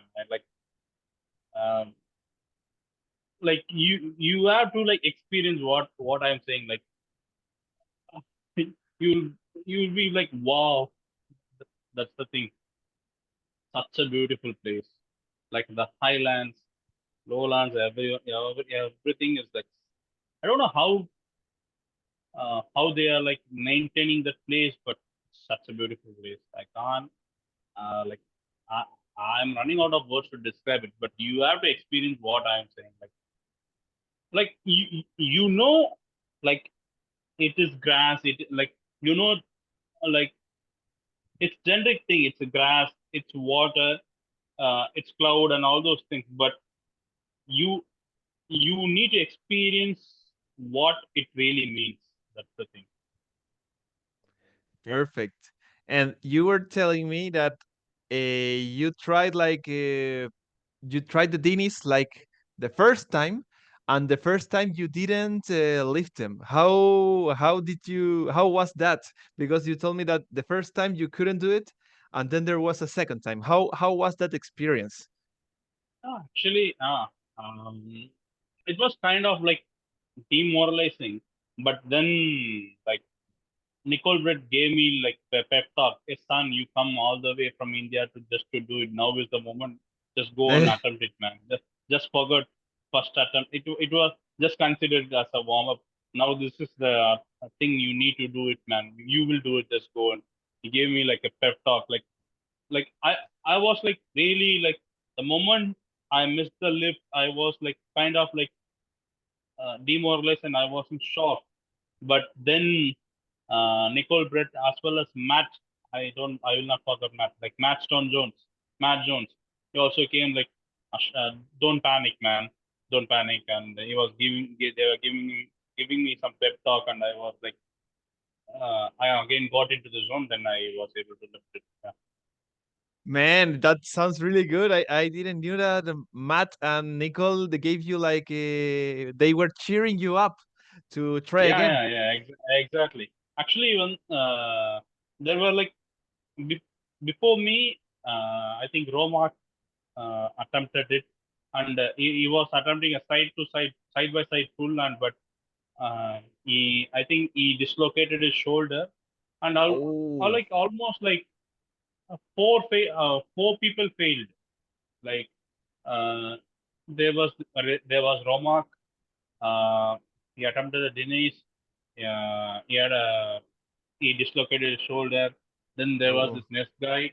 Next guy, his hand completely got ripped off, and there was this another person who was not able to like lift it. And there was me. I also missed the Dennis. Like I think continuously four people missed it. Then again Roma came and like he lifted the Dennis in a straddle stance. Then it was like the momentum just started, and next everyone started to like go and lift the thing. Like But that was. I am curious.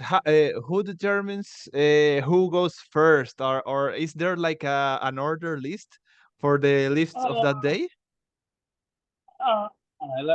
uh, Stevie sent me like a list. There were like two groups of people. Like one group of people is going to do from this time to this time, and next group is going to like do it in a different time. Okay. And there was initially one list, but when it took place, I think due to like time constraints and logistic reasons, uh, uh, like it was kind of it looked like kind of like random, but the time was maintained. But uh, the lifters that were supposed to like lift in the first group also lifted with me. That happened. I uh, I think I'm not very sure about how they like order the lifters. To me, it looked somewhere like, oh no man, I can't really guess it. They totally looked random to me because uh, I think on that day I was the youngest lifter. Like I was 29 when I like I mean yeah, I was the youngest lifter. Like almost everyone that came there were like 32, 33, somewhere in the 40s and 50s. Yeah, Okay, so Matt Jones gave his words. Nicole Brett gave his words. I understand yeah, that Haydok Mark told you about how to grab the ring to do yeah, it like a good grip, and then you could do your second attempt, and that's the one that you made it, right? yeah. The Exactly. Like next, yes, yes. yeah, like like the second, but the moment I got the grip correctly, it felt Yes. light. Like initially, I forgot to say about this. Like I don't know, man, but for some strange reason, um, I I was cramping in the first attempt. It was one of the reason I was not able to like complete the lift. Like my entire body was like cramping. I didn't know why that happened. Like maybe I was like little bit dehydrated because all those traverses and all those things. But I was kind of like cramping. But the moment I got into the zone, that all went away. That is something I experienced there. Like the first attempt of Guinness I'm doing and I'm lifting it, but my entire body was like cramping. Like especially my hamstrings and all those things. Like it was like cramping like anything. But the next moment for the next attempt, like when I got into the zone, it went away. And was that a cold day, a warm day in Scotland? How was the weather? Like it was cool for me because the place where I am from is like the 32, 33, some 33 degrees Celsius is a normal thing for me. And it is like, I think 15 degrees Celsius, 16 degrees Celsius, I think the temperature was something Okay. like that. It was pretty cold for me because the AC temperature itself here it's like 18, like 19, 18. It was less than the 80 AC temperature, the air conditioning temperature. So it was kind of like cold for me. I'm not used to like that climate, but it at the same time, since the temperature is low, Okay. uh, you you you don't get tired that much. Like Oh, uh, one thing which I experienced is like when I do stone lifting here, like if I'm able to like exert a mini some like a hard effort for some time, I was able to like exert that effort for a longer time due to the temperature there because it's really hot here, man. In Chennai, it's really hot. Like it will go up to like 42, 43 degrees Celsius, and it will be really hot. I think I have never experimented over 40 degrees in my life. Never. Here in Chile, it's like max 38, 35 so far. So, yeah, and Okay. that's really hot. That's really hot. It makes you be like tired all day. You don't want to eat. It's like Yeah. you just want water. Yeah. Yeah. Yeah. Yeah. Also, Chennai is like a humid thing. Like Ah, it's a humid area. So in addition to be like uh, the the humidity like amplifies that hotness. Like even the temperature is like 32, 33, it will feel like somewhere like 40 because of the humidity. That's a problem here. it's like feeling like that. It's the sensation of coming out of the shower, like that humidity. I can imagine. Like, wow, man, hard to breathe. Exactly, ma'am. Like in summer, you will like your skin will literally burn. That much hot it gets here. Uh, The second question from Nicole Brett was, how did you felt when you lifted the Dinnie Stones, when you were there grabbing the rings and these are mine, I lifted them. How did you felt? yeah, I felt like it felt magical first thing, and I also felt proud. And yeah, man, I was really happy that I'm a part of history. Like I'm a part of Scottish history. Like I'm one of the few peoples who have lifted the Dinnie stones in the world. Like someone I think someone just told me like there are like a lot of people that have been uh, that have been to Mount Everest compared to the person who are like lifted the Dennis, and it was kind of like goosebump moment for me. Like seriously, like so far only like 270 lifters have lifted the Dennis in its like 200 years of history, and the thing that really like that I'm still not able. I still feel like uh, is still that really I'm not able to like put it into words, but that that that made the lift magical is like I lifted the exact stone that Donald Dinnie lifted just before 200 years. Like I don't think that is possible in any other sport. Like any other, I don't think that is possible in any other sport, man. Like no matter like if you are if you, there are like I don't think like barbers don't like you don't go and lift the same barbell that was lifted in the 1900s because there are like a lot of changes. But stone lifting, you leave your legacy in the stone. You become a part of the stone. Like the stone is there for almost like a millions of years, and there is this person coming and lifting, and is in Martin Jansen's words, like when you lift a stone, you are like imprinting your thumbprints on the stone. Yeah, Yes. that is something like really, that emotional connect is what made me like who got into like hooked into stone lifting. Like no other sport gives you that thing, man. Like uh, that is the thing that fascinates me about like stone lifting. Like you won't be like get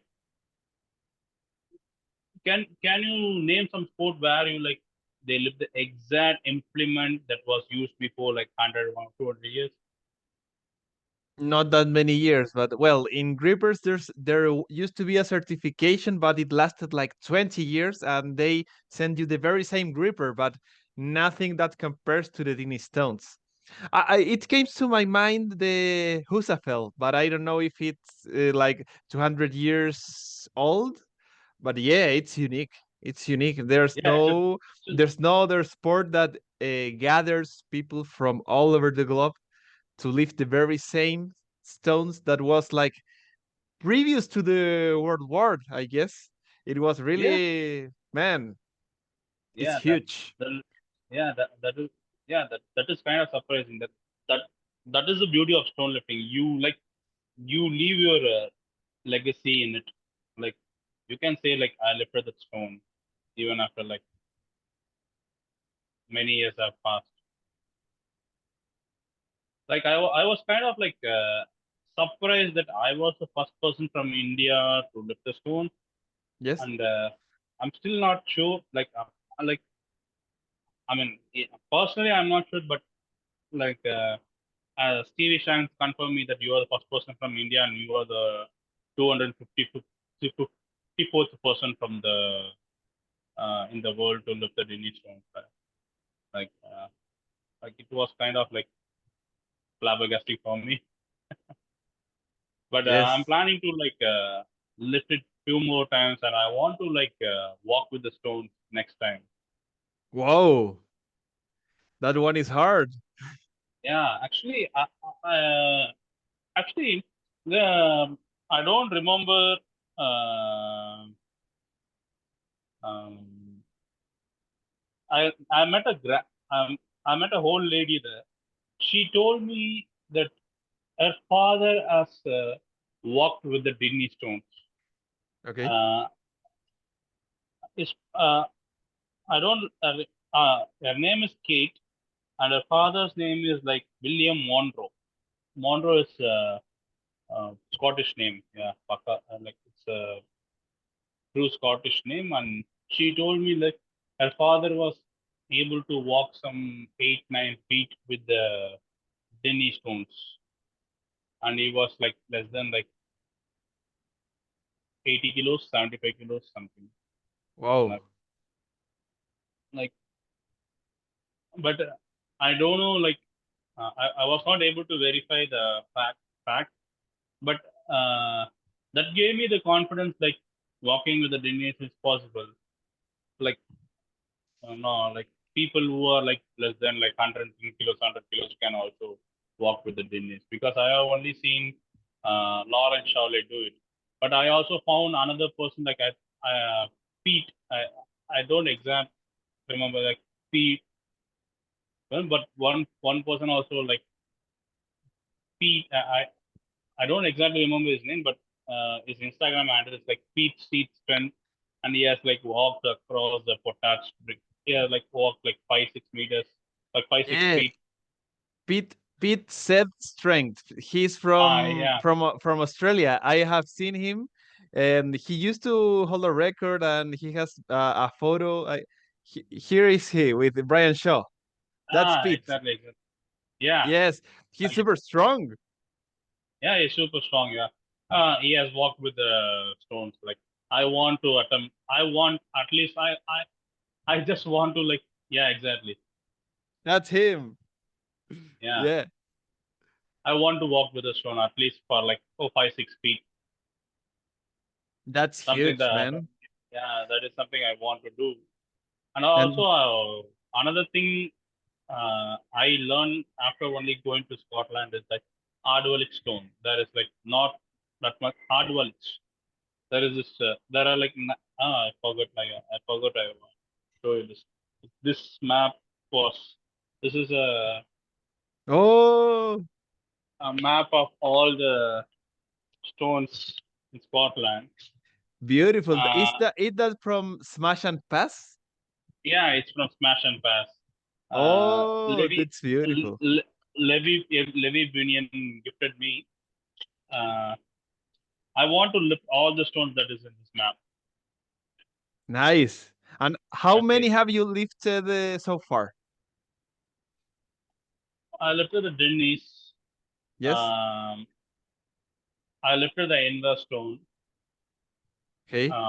Like, and I lifted some modern stones. Like, I lifted the some stones in Bullas of Buchan. Uh, I lifted the Stone Man stone, like Martin Jackson stone. Uh, Okay. I lifted the uh, there's some Millshore stone. Like it was like one of my favorite stone. Like some stones, like you get it, man. You like Millshore stone was one stone for me. Uh, then yeah, I think that these are the stones I lifted it. I don't. I also lifted some stones, but those are like not historical stones. But I lifted some some near like up, like on the outskirts of Aberdeen. But I want to lift all the historical stones in a proper way. Like I want to shoulder them. That's the thing I'm aiming. So in the future, you would love to go to Scotland again to lift Yeah, the remaining stones. exactly, man. Exactly. Like I am like I want not only to Scotland. I want to like go to Iceland and lift the stones there. I want to go to Ireland. I want to lift the stones there. I want to go to like Sweden and lift the stones there. And I also want to like I don't think like I also want to do some stone lifting competition in Bath, but I don't know how possible is this because I think Stu squat, right? Like Ryan Stewart, he is the first person, first outsider to compete in Bath, and I want to go there and lift some like all the shapes of stone. Like there are like different shapes of stones, right? Like like there is like spherical shaped stone, there is like cube shaped stone, there is like cuboid shaped stone, there is a cylindrical shaped stone. I want to attempt all those stones. I don't know, man, why I got so much hooked into stone lifting, but I like it. Like to be honest, like I enjoy lifting weights, like lifting barbells and all those things, but Yes. stone lifting gives me more enjoyment compared to like lifting these weights. Yeah. Yeah, it's really interesting. I like it as well. I wanted to know, Harris, um, fitness wise, which are your next goals? What would you like to accomplish? Because oh no, before that, when you came back to India, what Hmm. did like the people who knew you, like your students, your clients, what did people told you about your accomplishment? Did they want to Yeah. like lift the Dinis as well, and or how was it?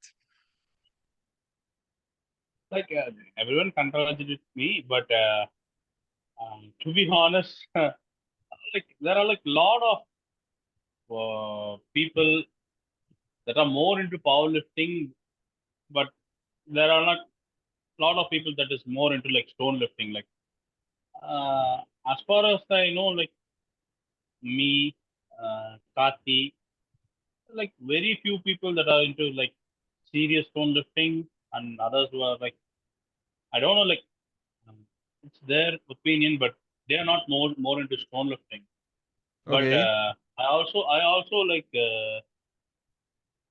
also put a story where like I wanted to train people who want to get into lift the stones or who want to like lift the Dinnies, but no one came. That's their I wish, understand. but they are not like that much into stone lifting. But uh, that doesn't matter for me. Like it's a stone lifting is more of like a personal thing, man.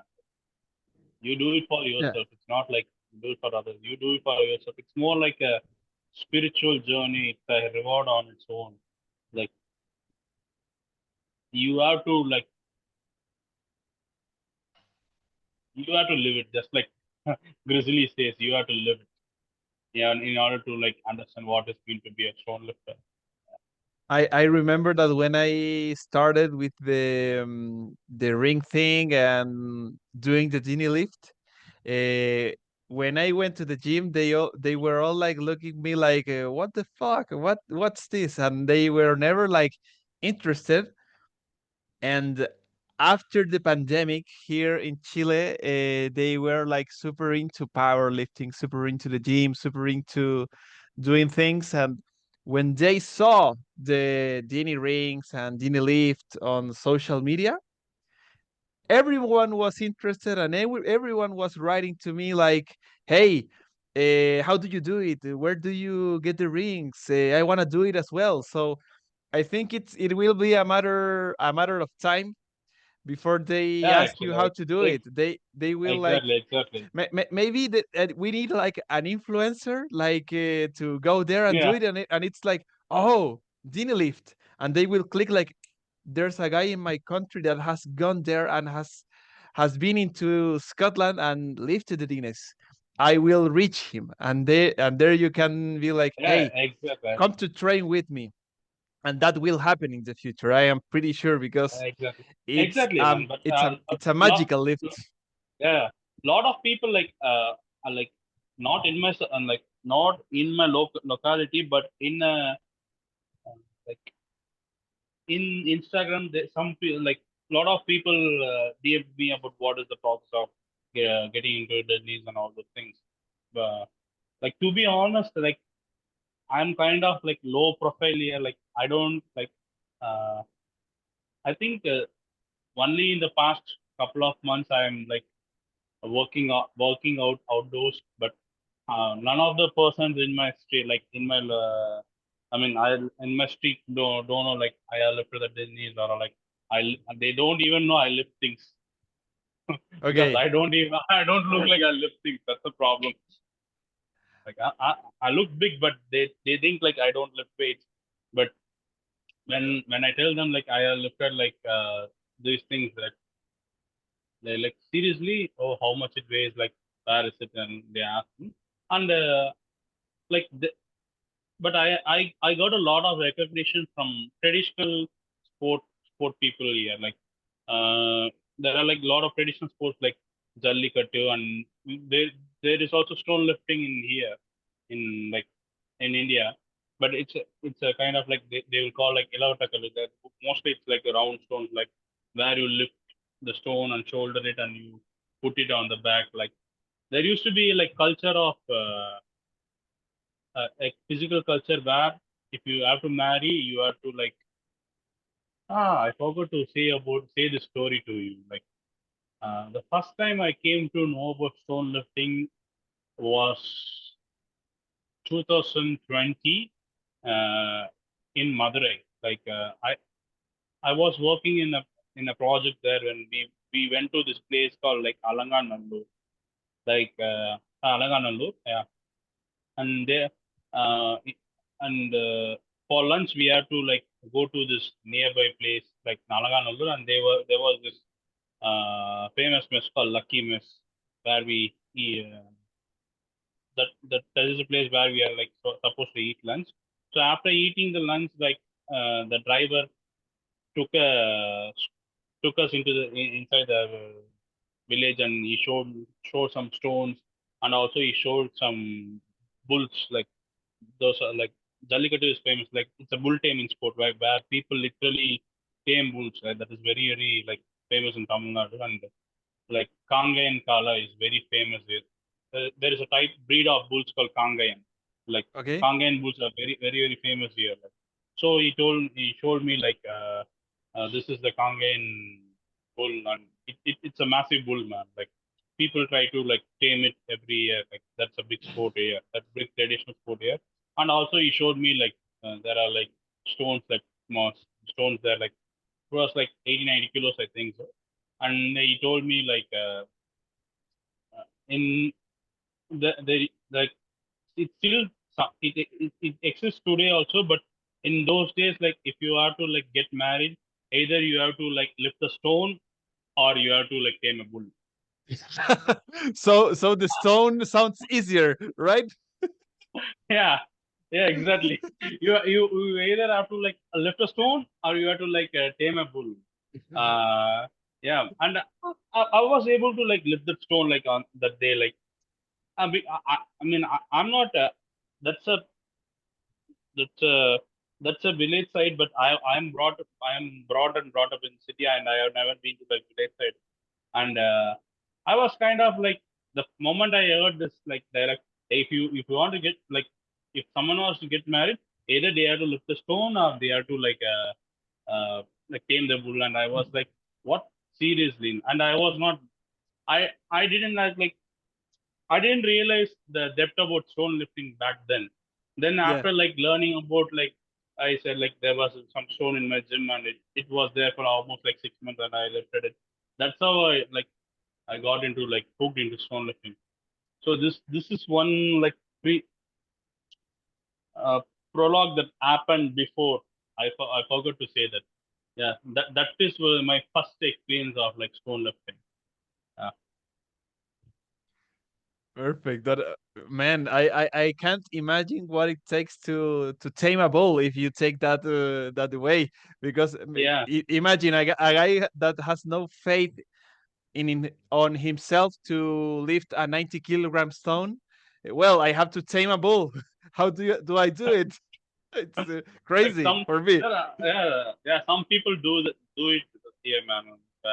But I was able like I was able to connect the like I said like I know a lot of people in Gindi industrial estate, and there are like some vendors like who are from like interiors of Tamil Nadu where all the stone lifting and bull taming is very famous, and they really appreciated me because they know what is mean to like lift the stone, and they were Yes. able to like connect with me more. Like I got a lot of recognition from them, which was kind of surprising.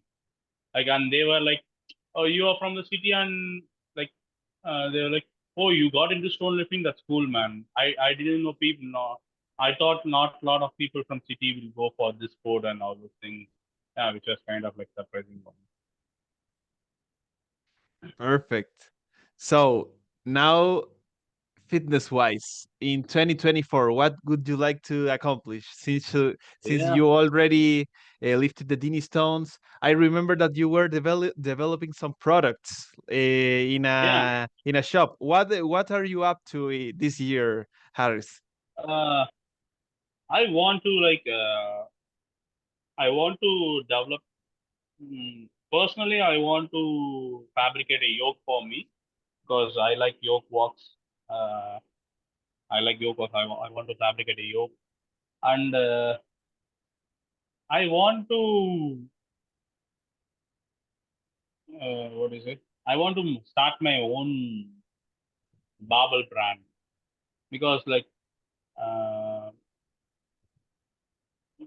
like there are like a lot of companies here, but I think it can be made even better as well as can be even made more affordable. But right now the cost of barbells have come down. Like before, like 5 6 years, uh, there were like lot.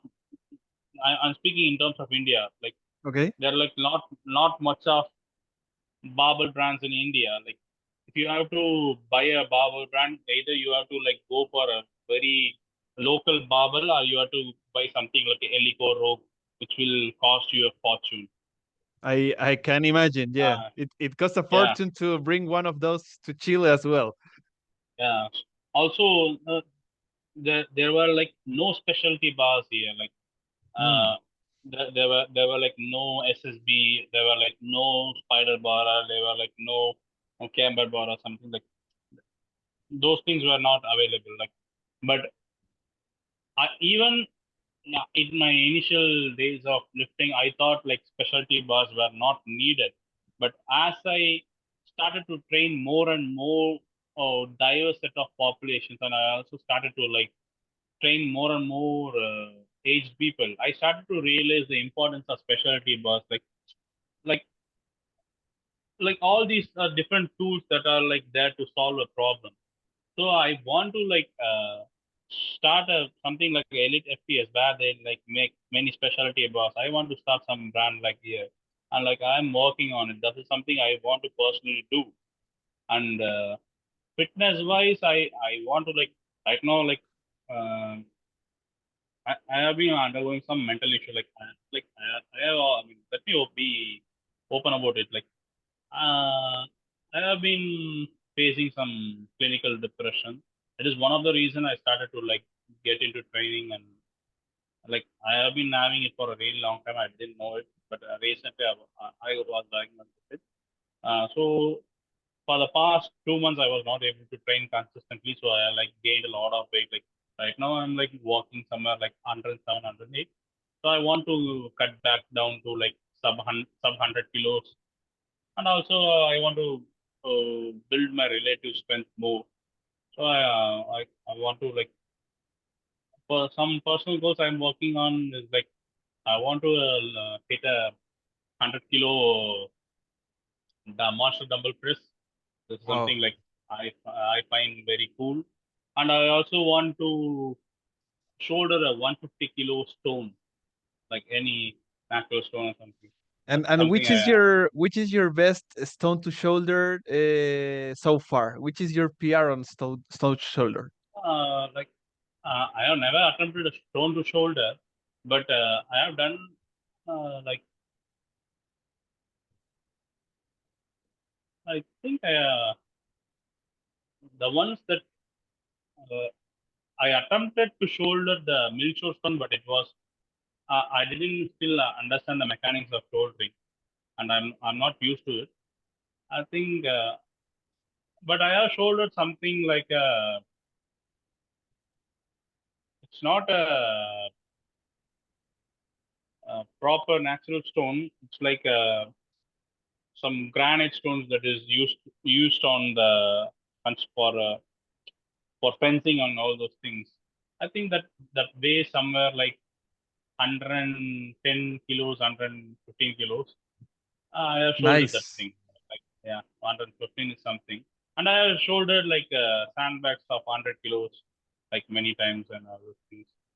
Like I'm shouldering is something that I'm getting used to, but I want to shoulder a 150 kilo stone. That is something like uh, I'm more impressed by someone shouldering a 150 kilo stone and Yes. walking with it compared to someone who lifts a 300 kilo deadlift. Like that is something a different kind of strength because in a barbell you are like ergonomic handle where you can like lift more weights if you Yes. get the right technique. But in stone lifting, you need to have like the technique as well as like brute strength. Also, since it doesn't have any handles, you need to like squeeze the thing into your body and you Yes. have to lift it. Like you need to like have that endurance as well as strength to do stone lifting, which is like very unique. No one goes and lifts a stone just like unless they are like Luke Stoutmans and all those things. No one is going to go and lift a stone and throw it. Like it will take you like 10, 15 seconds. Like even up to like 20, 25 seconds, it will take you to lift a stone. Like you need to have an energy reserve, you need to have endurance as well as like you need to have like sustained what is it strength to lift a stone, which is like very unique, I think so. And also since I have been training some couple of people who are into combat sports, I Yes. find stone lifting and sandbag training to be more useful because a sandbag and stone will fight back. Like a bar a barbell is something like the resistance doesn't fight back, but a stone or a sandbag will try to like move away. It like even the slightest change in the technique will make the stone very awkward. Like I personally think that has more translation to like people who are in combat sports compared to like barbell lifting. I'm not saying barbell lifting uh, isn't useful, but I'm saying like stone lifting is much useful compared to like regular barbell. Perfect. Harris, do you happen to have any question for me? We are arriving like to the end of the show, but tell me if you want to ask me something. This is your Yeah, moment. I am super open. yeah. When are you going to attempt your Dennis? I was planning to go this year, actually, Okay. but I got kicked out of my job, so now I have no Oh, money. okay, but okay, okay. but there's no issue because I had my savings, so that's Okay, okay. But now I have to find a new job. So this year I think it will be like hard to travel abroad. okay, So okay. I think this won't be the year that I go to live the Dinnies. So maybe I would love to go to a gathering just like you. So I hope to do it on August 2025. That would be my year because I thought like in the past um I could do 335 in my house in 2020. So I think that yeah, at least I have like half of the work done because I could lift the weight in my house. Now I need the other half that is lifting the weight outside my house in Scotland. And now that Hmm. you have told me, I will have to do it almost without warming up.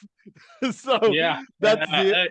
that's the other Be half. prepared for that, man. Yeah, yeah. Be That's the prepared for other. that. Yeah, yeah. That's something like that. That I didn't expect that thing also. Like, be prepared for that. Also, uh, try- like try to. I mean, since you are also in some hot temperature, make sure that you're getting used to that like cold temperature because To like the cold. uh, Okay.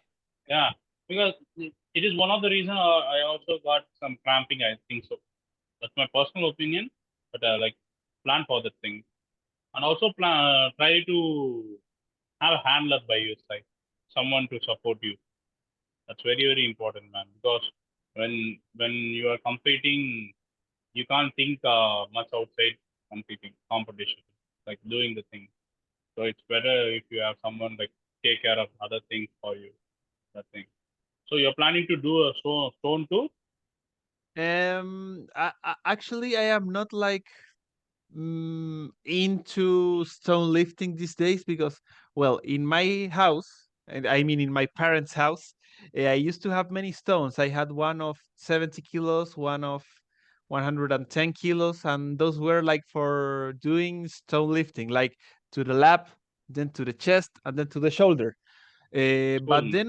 But then I stopped practicing that style of lifting and focused on the Dini lift.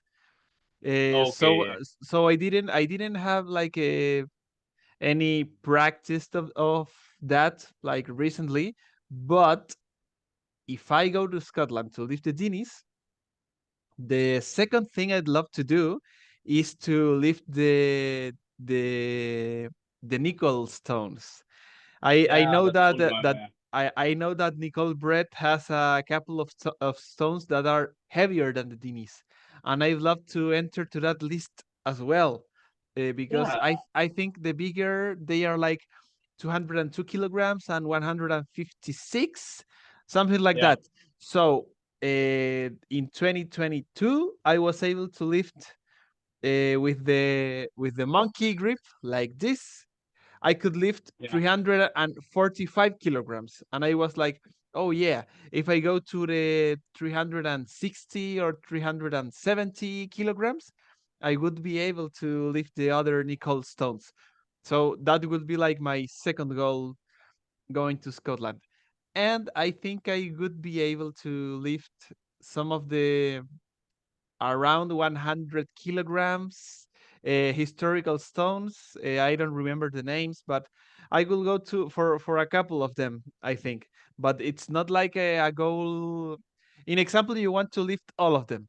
I am not like really excited about it. I am more into like the rings and the Dinnie Stones and that Yeah, stuff. I get it. You're more like a grip athlete. I get it. Yeah. Yeah, yeah. Actually, are you planning to attempt the Nicole walking stones? The walking stunts, that's an interesting issue because I'm not sure if you have tried to do the Dini lift side to side. Have you tried that before? Yeah, I tried. Like I was able to like get it somewhere close to like 300 something. Uh, but yeah, but I am not practiced that much. But I want to lift the Danish side by side as well as like I want to walk. That is something I, I'm I'm really big fan of like loaded carries. So I want to do The that th- thing. the thing with that lifts, well, I used to train that lift as well, and I always lifted less on that lift. And since you have to, I mean, I will try to show you.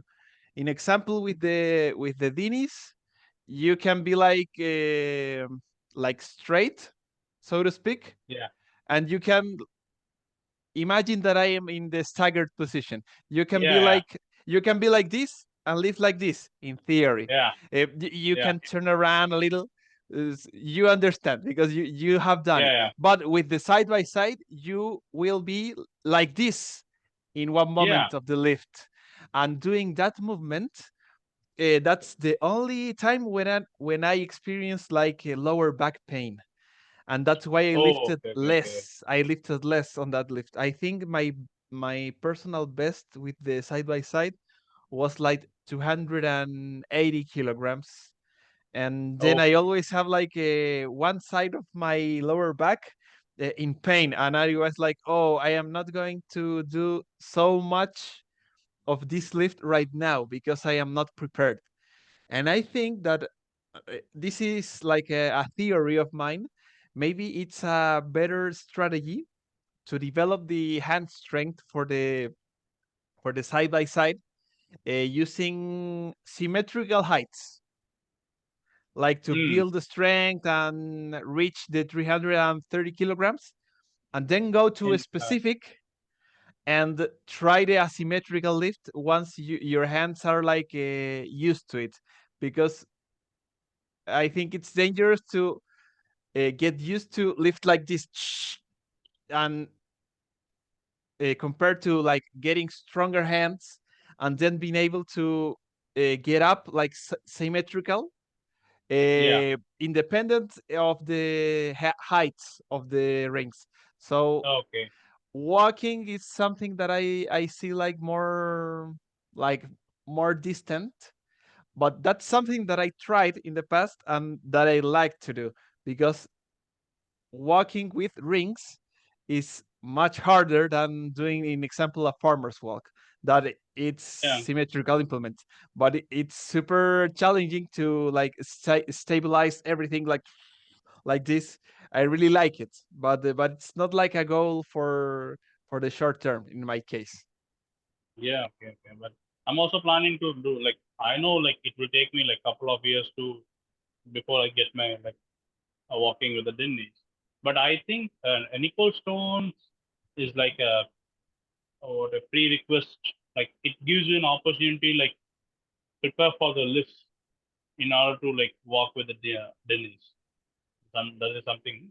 Also, one tip that that I thought like the Dennis were something like deadlift side by side Dennis was something like a deadlift with the weights on side, but Matt Jones told me like it's not a side, it's more like a hack lift rather than a deadlift. Like Okay, you keep your weight on your heels and try to lift it like how you lift in a hack lift, how a hack deadlift is done. So that is when I got like uh, that is when I understood like that moment. But I didn't practice that much because my Jefferson was very strong, so I went into like straddle lifts.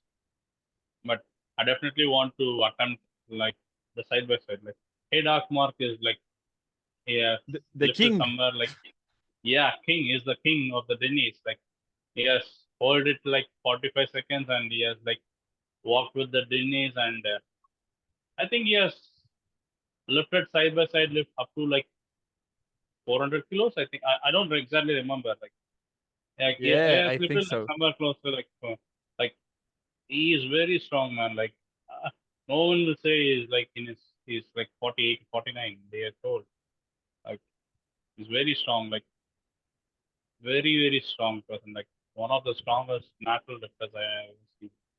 Like he's strong in all the lifts. Like whatever lift you give him, he's going to crush it. How tall is Mark? I know that you met him in person. Is he a big guy, bigger than you in example, or is he smaller? Yeah, he's similar to me. Like I think he's 5'9". Okay. He's 5'9". He walks around somewhere like 100, 104, 105 kilos. Like he's some similar to me. Yeah, he's not like a super big guy. He's he's like he looks like me from somewhere close to him, like but a bit like he's built better than me. That's the thing. But he's like he's really strong. He told me like uh, he happened to have an accident during in his teens. Like when he was 18, he had a car accident, Oh. and when like he was not wearing a seat belt, and in that accident he collided with his friend who was wearing a seat belt, and in the collision he broke his friend's eye sockets and all those things. Uh, then when he was when he got operated by the doctor told me like he's the third person in medical history like to have like a really dense bones. Like Oh. he has a really dense bones. Like his bones are very dense, and Wow. he also has like a really high grip strength. Like from the day one is like genetically gifted. Uh, the thing that surprises about all the Scottish people, like no matter you take like Andy, you take Martin Janssens, you take Nicole Brett, and you take Head of Marcus.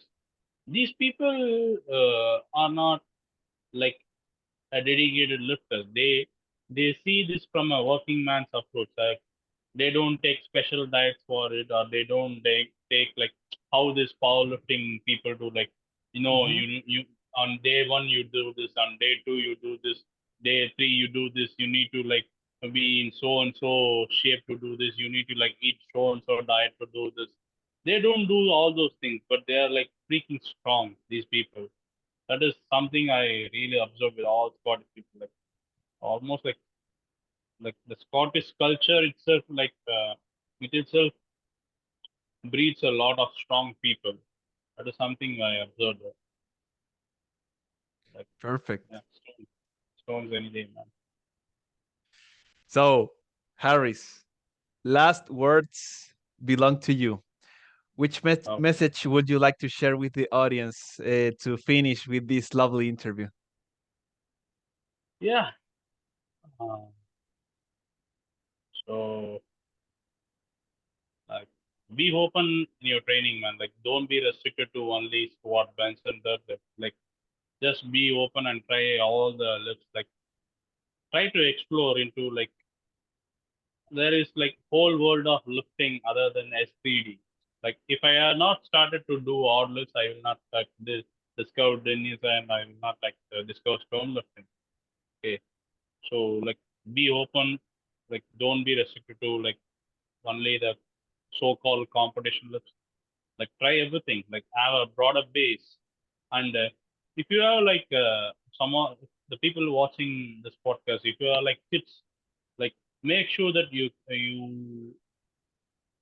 make your kids to play all kinds of sport, like especially a contact sport or something uh like they don't over specialize uh, during the development years. Try to be as broad as possible. Like try like make them to play all types of sport, like where they are like exposed to all kinds of physical demands, like where they are like exposed to sprinting, running, jumping, or everything.